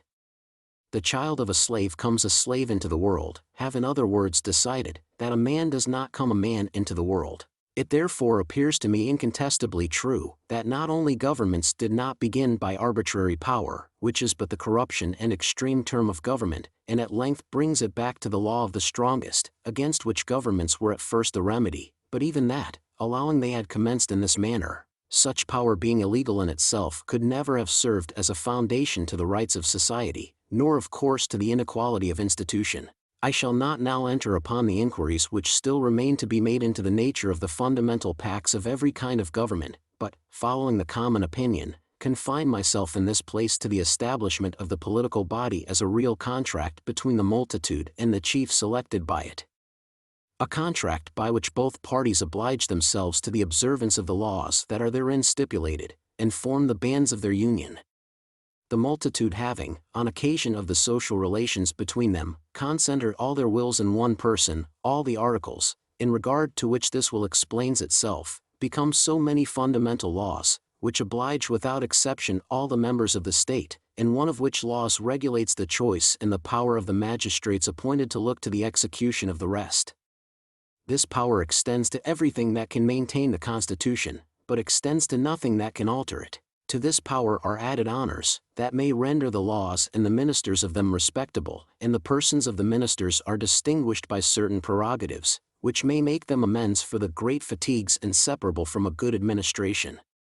The magistrate, on his side, obliges himself not to use the power with which he is entrusted but conformably to the intention of his constituents, to maintain every one of them in the peaceable possession of his property, and upon all occasions prefer the good of the public to his own private interest. Before experience had demonstrated, or a thorough knowledge of the human heart had pointed out, the abuses inseparable from such a constitution, it must have appeared so much the more perfect, as those appointed to look to its preservation were themselves most concerned therein, for magistracy and its rights being built solely on the fundamental laws, as soon as these ceased to exist, the magistrates would cease to be lawful, the people would no longer be bound to obey them, and, as the essence of the state did not consist in the magistrates but in the laws, the members of it would immediately become entitled to their primitive and natural liberty. A little reflection would afford us new arguments in confirmation of this truth, and the nature of the contract might alone convince us that it cannot be irrevocable, for if there was no superior power capable of guaranteeing the fidelity of the contracting parties and of obliging them to fulfill their mutual engagements, they would remain sole judges in their own cause, and each of them would always have a right to renounce the contract, as soon as he discovered that the other had broke the conditions of it, or that these conditions ceased to suit his private convenience. Upon this principle, the right of abdication may probably be founded. Now, to consider as we do nothing but what is human in this institution, if the magistrate, who has all the power in his own hands, and who appropriates to himself all the advantages of the contract, has notwithstanding a right to divest himself of his authority, how much a better right must the people, who pay for all the faults of its chief, have to renounce their dependence upon him? But the shocking dissensions and disorders without number, which would be the necessary consequence of so dangerous a privilege, show more than anything else how much human governments stood in need of a more solid basis than that of mere reason, and how necessary it was for the public tranquility, that the will of the Almighty should interpose to give to sovereign authority a sacred and inviolable character, which should deprive subjects of the mischievous right to dispose of it to whom they pleased. If mankind had received no other advantages from religion, this alone would be sufficient to make them adopt and cherish it, since it is the means of saving more blood than fanaticism has been the cause of spilling. But to resume the thread of our hypothesis, the various forms of government owe their origin to the various degrees of inequality between the members, at the time they first coalesced into a political body. Where a man happened to be eminent for power, for virtue, for riches, or for credit, he became sole magistrate, and the state assumed a monarchical form. If many of pretty equal eminence outtopped all the rest, they were jointly elected, and this election produced an aristocracy. Those, between whose fortune or talents there happened to be no such disproportion, and who had deviated less from the state of nature, retained in common the supreme administration, and formed a democracy. Time demonstrated which of these forms suited mankind best. Some remained altogether subject to the laws, others soon bowed their necks to masters. The former labored to preserve their liberty, the latter thought of nothing but invading that of their neighbors, jealous at seeing others enjoy a blessing which themselves had lost. In a word, riches and conquest fell to the share of the one, and virtue and happiness to that of the other. In these various modes of government the offices at first were all elective, and when riches did not preponderate, the preference was given to merit, which gives a natural ascendant, and to age, which is the parent of deliberateness in counsel, and experience in execution. The ancients among the Hebrews, the Geronts of Sparta, the Senate of Rome, nay, the very etymology of our word seigneur, show how much gray hairs were formerly respected. The oftener the choice fell upon old men, the oftener it became necessary to repeat it, and the more the trouble of such repetitions became sensible. Electioneering took place, factions arose, the parties contracted ill blood, civil wars blazed forth, the lives of the citizens were sacrificed to the pretended happiness of the state, and things at last came to such a pass, as to be ready to relapse into their primitive confusion. The ambition of the principal men induced them to take advantage of these circumstances to perpetuate the hitherto temporary charges in their families. The people already inured to dependence, accustomed to ease and the conveniences of life, and too much enervated to break their fetters, consented to the increase of their slavery for the sake of securing their tranquility, and it is thus that chiefs, become hereditary, contracted the habit of considering magistracies as a family estate, and themselves as proprietors of those communities, of which at first they were but mere officers, to call their fellow citizens their slaves, to look upon them, like so many cows or sheep, as a part of their substance, and to style themselves the peers of gods, and kings of kings. By pursuing the progress of inequality in these different revolutions, we shall discover that the establishment of laws and of the right of property was the first term of it, the institution of magistrates the second, and the third and last the changing of legal into arbitrary power, so that the different states of rich and poor were authorized by the first epoch, those of powerful and weak by the second, and by the third those of master and slave, which formed the last degree of inequality. And the term in which all the rest at last end, till new revolutions entirely dissolve the government, or bring it back nearer to its legal constitution. To conceive the necessity of this progress, we are not so much to consider the motives for the establishment of political bodies, as the forms these bodies assume in their administration, and the inconveniences with which they are essentially attended, for those vices, which render social institutions necessary, are the same which render the abuse of such institutions unavoidable, and as, Sparta alone excepted, whose laws chiefly regarded the education of children, and where Lycurgus established such manners and customs, as in a great measure made laws needless, the laws, in general less strong than the passions, restrain men without changing them. It would be no hard matter to prove that every government, which carefully guarding against all alteration and corruption should scrupulously comply with the ends of its institution, was unnecessarily instituted, and that a country, where no one either eluded the laws, or made an ill use of magistracy, required neither laws nor magistrates. Political distinctions are necessarily attended with civil distinctions. The inequality between the people and the chiefs increased so fast as to be soon felt by the private members, and appears among them in 1,000 shapes according to their passions, their talents, and the circumstances of affairs. The magistrate cannot usurp any illegal power without making himself creatures, with whom he must divide it. Besides, the citizens of a free state suffer themselves to be oppressed merely in proportion as, hurried on by a blind ambition, and looking rather below than above them, they come to love authority more than independence.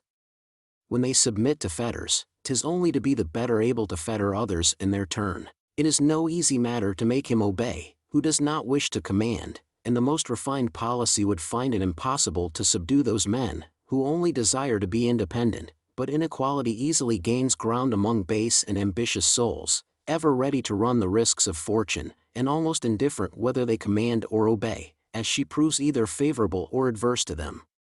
Thus then there must have been a time, when the eyes of the people were bewitched to such a degree, that their rulers needed only to have said to the most pitiful wretch, "Be great you and all your posterity," to make him immediately appear great in the eyes of every one as well as in his own, and his descendants took still more upon them, in proportion to their removes from him. The more distant and uncertain the cause, the greater the effect. The longer line of drones a family produced, the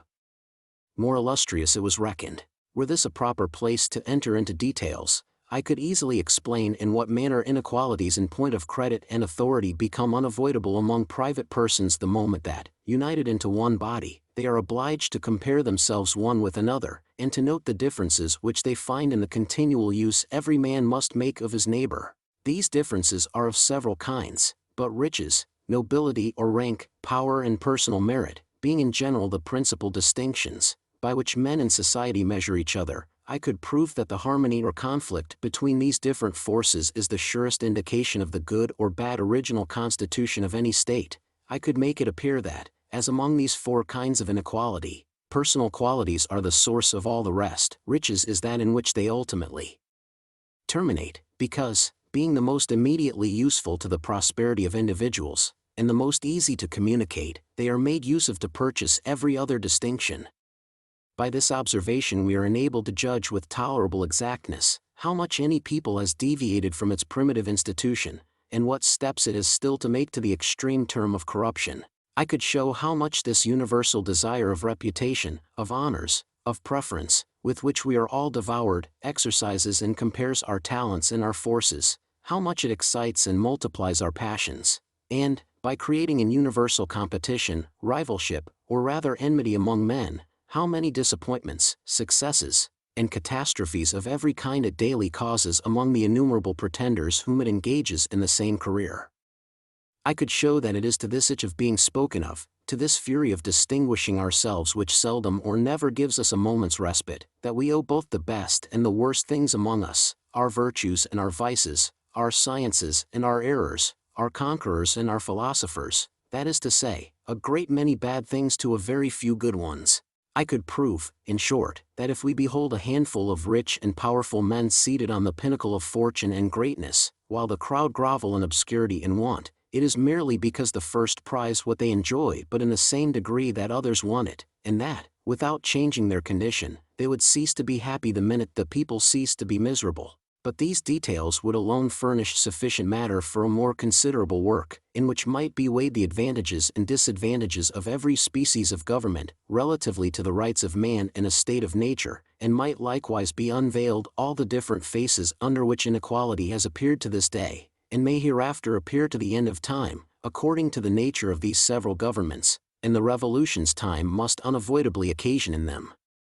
We should then see the multitude oppressed by domestic tyrants in consequence of those very precautions taken by them to guard against foreign masters.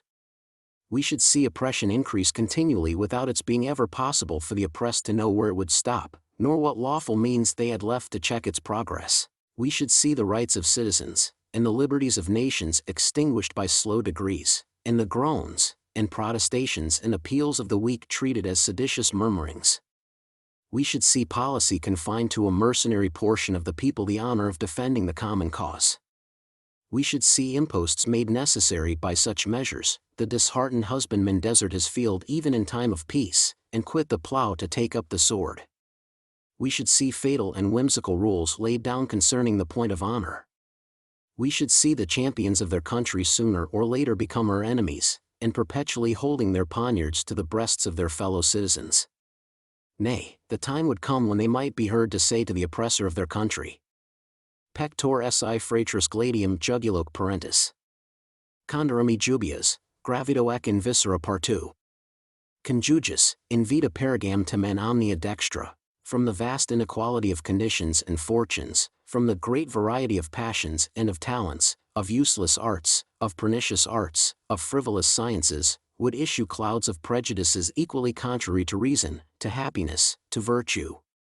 We should see the chiefs foment everything that tends to weaken men formed into societies by dividing them, everything that, while it gives society an air of apparent harmony, sows in it the seeds of real division, everything that can inspire the different orders with mutual distrust and hatred by an opposition of their rights and interest, and of course strengthen that power which contains them all. 'Tis from the bosom of this disorder and these revolutions, that despotism gradually rearing up her hideous crest, and devouring in every part of the state all that still remained sound and untainted, would at last issue to trample upon the laws and the people, and establish herself upon the ruins of the Republic.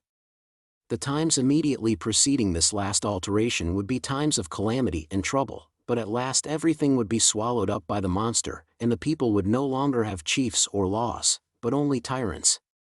At this fatal period all regard to virtue and manners would likewise disappear, for despotism, cuix honesto nulla est spes, tolerates no other master, wherever it reigns. The moment it speaks, probity and duty lose all their influence, and the blindest obedience is the only virtue the miserable slaves have left them to practice. This is the last term of inequality, the extreme point which closes the circle and meets that from which we set out.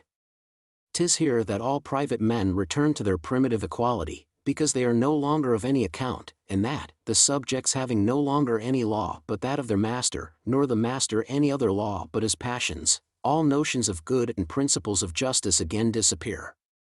'Tis here that everything returns to the sole law of the strongest, and of course to a new state of nature different from that with which we began, inasmuch as the first was the state of nature in its purity, and the last the consequence of excessive corruption. There is, in other respects, so little difference between these two states, and the contract of government is so much dissolved by despotism, that the despot is no longer master than he continues the strongest, and that, as soon as his slaves can expel him, they may do it without his having the least right to complain of their using him ill.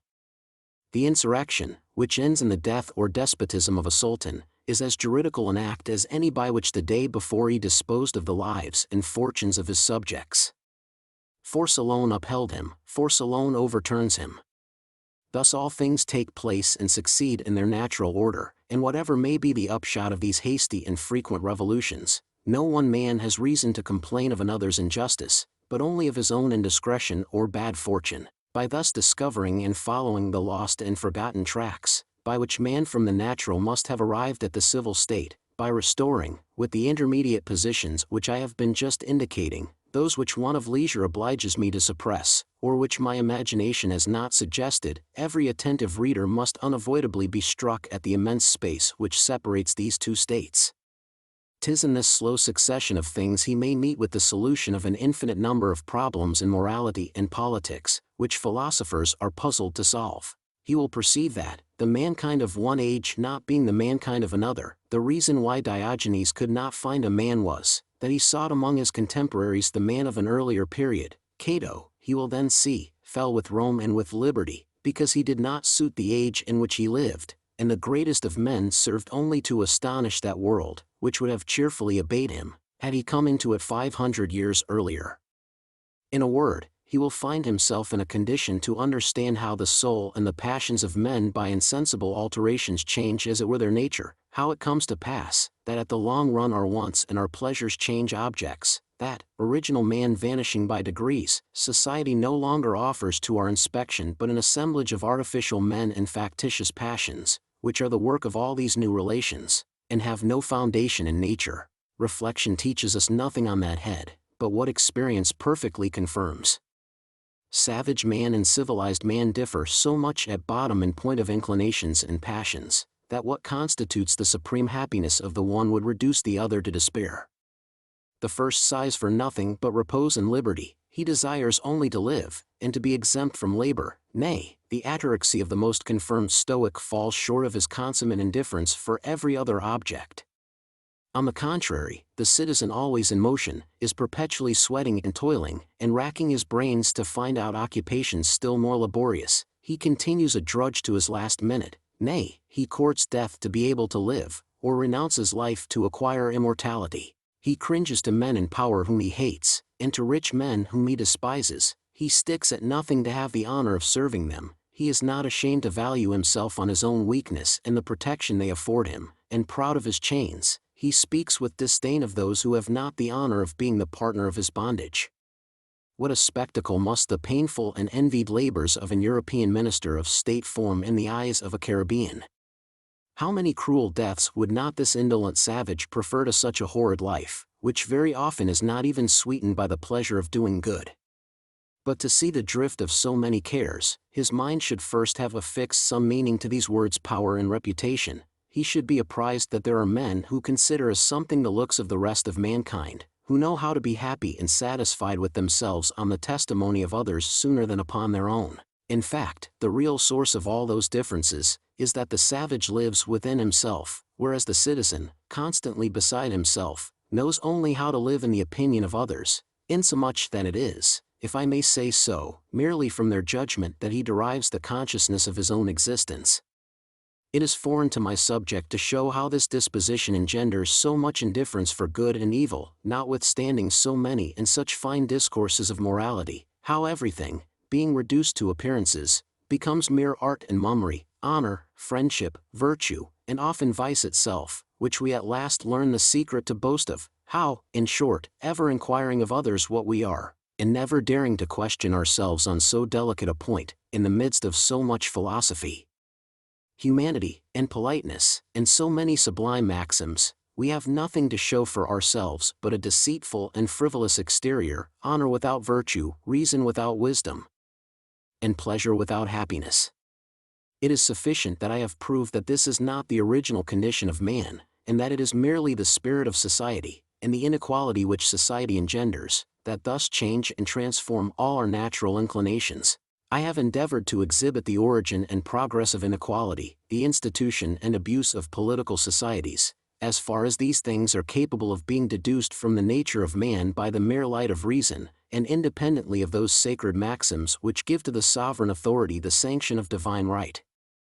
It follows from this picture, that as there is scarce any inequality among men in a state of nature, all that which we now behold owes its force and its growth to the development of our faculties and the improvement of our understanding, and at last becomes permanent and lawful by the establishment of property and of laws. It likewise follows that moral inequality, authorized by any right that is merely positive, clashes with natural right, as often as it does not combine in the same proportion with physical inequality, a distinction which sufficiently determines what we are able to think in that respect of that kind of inequality which obtains in all civilized nations, since it is evidently against the law of nature that infancy should command old age, folly conduct wisdom, and a handful of men should be ready to choke with superfluities, while the famished multitude want the commonest necessaries of life. The end.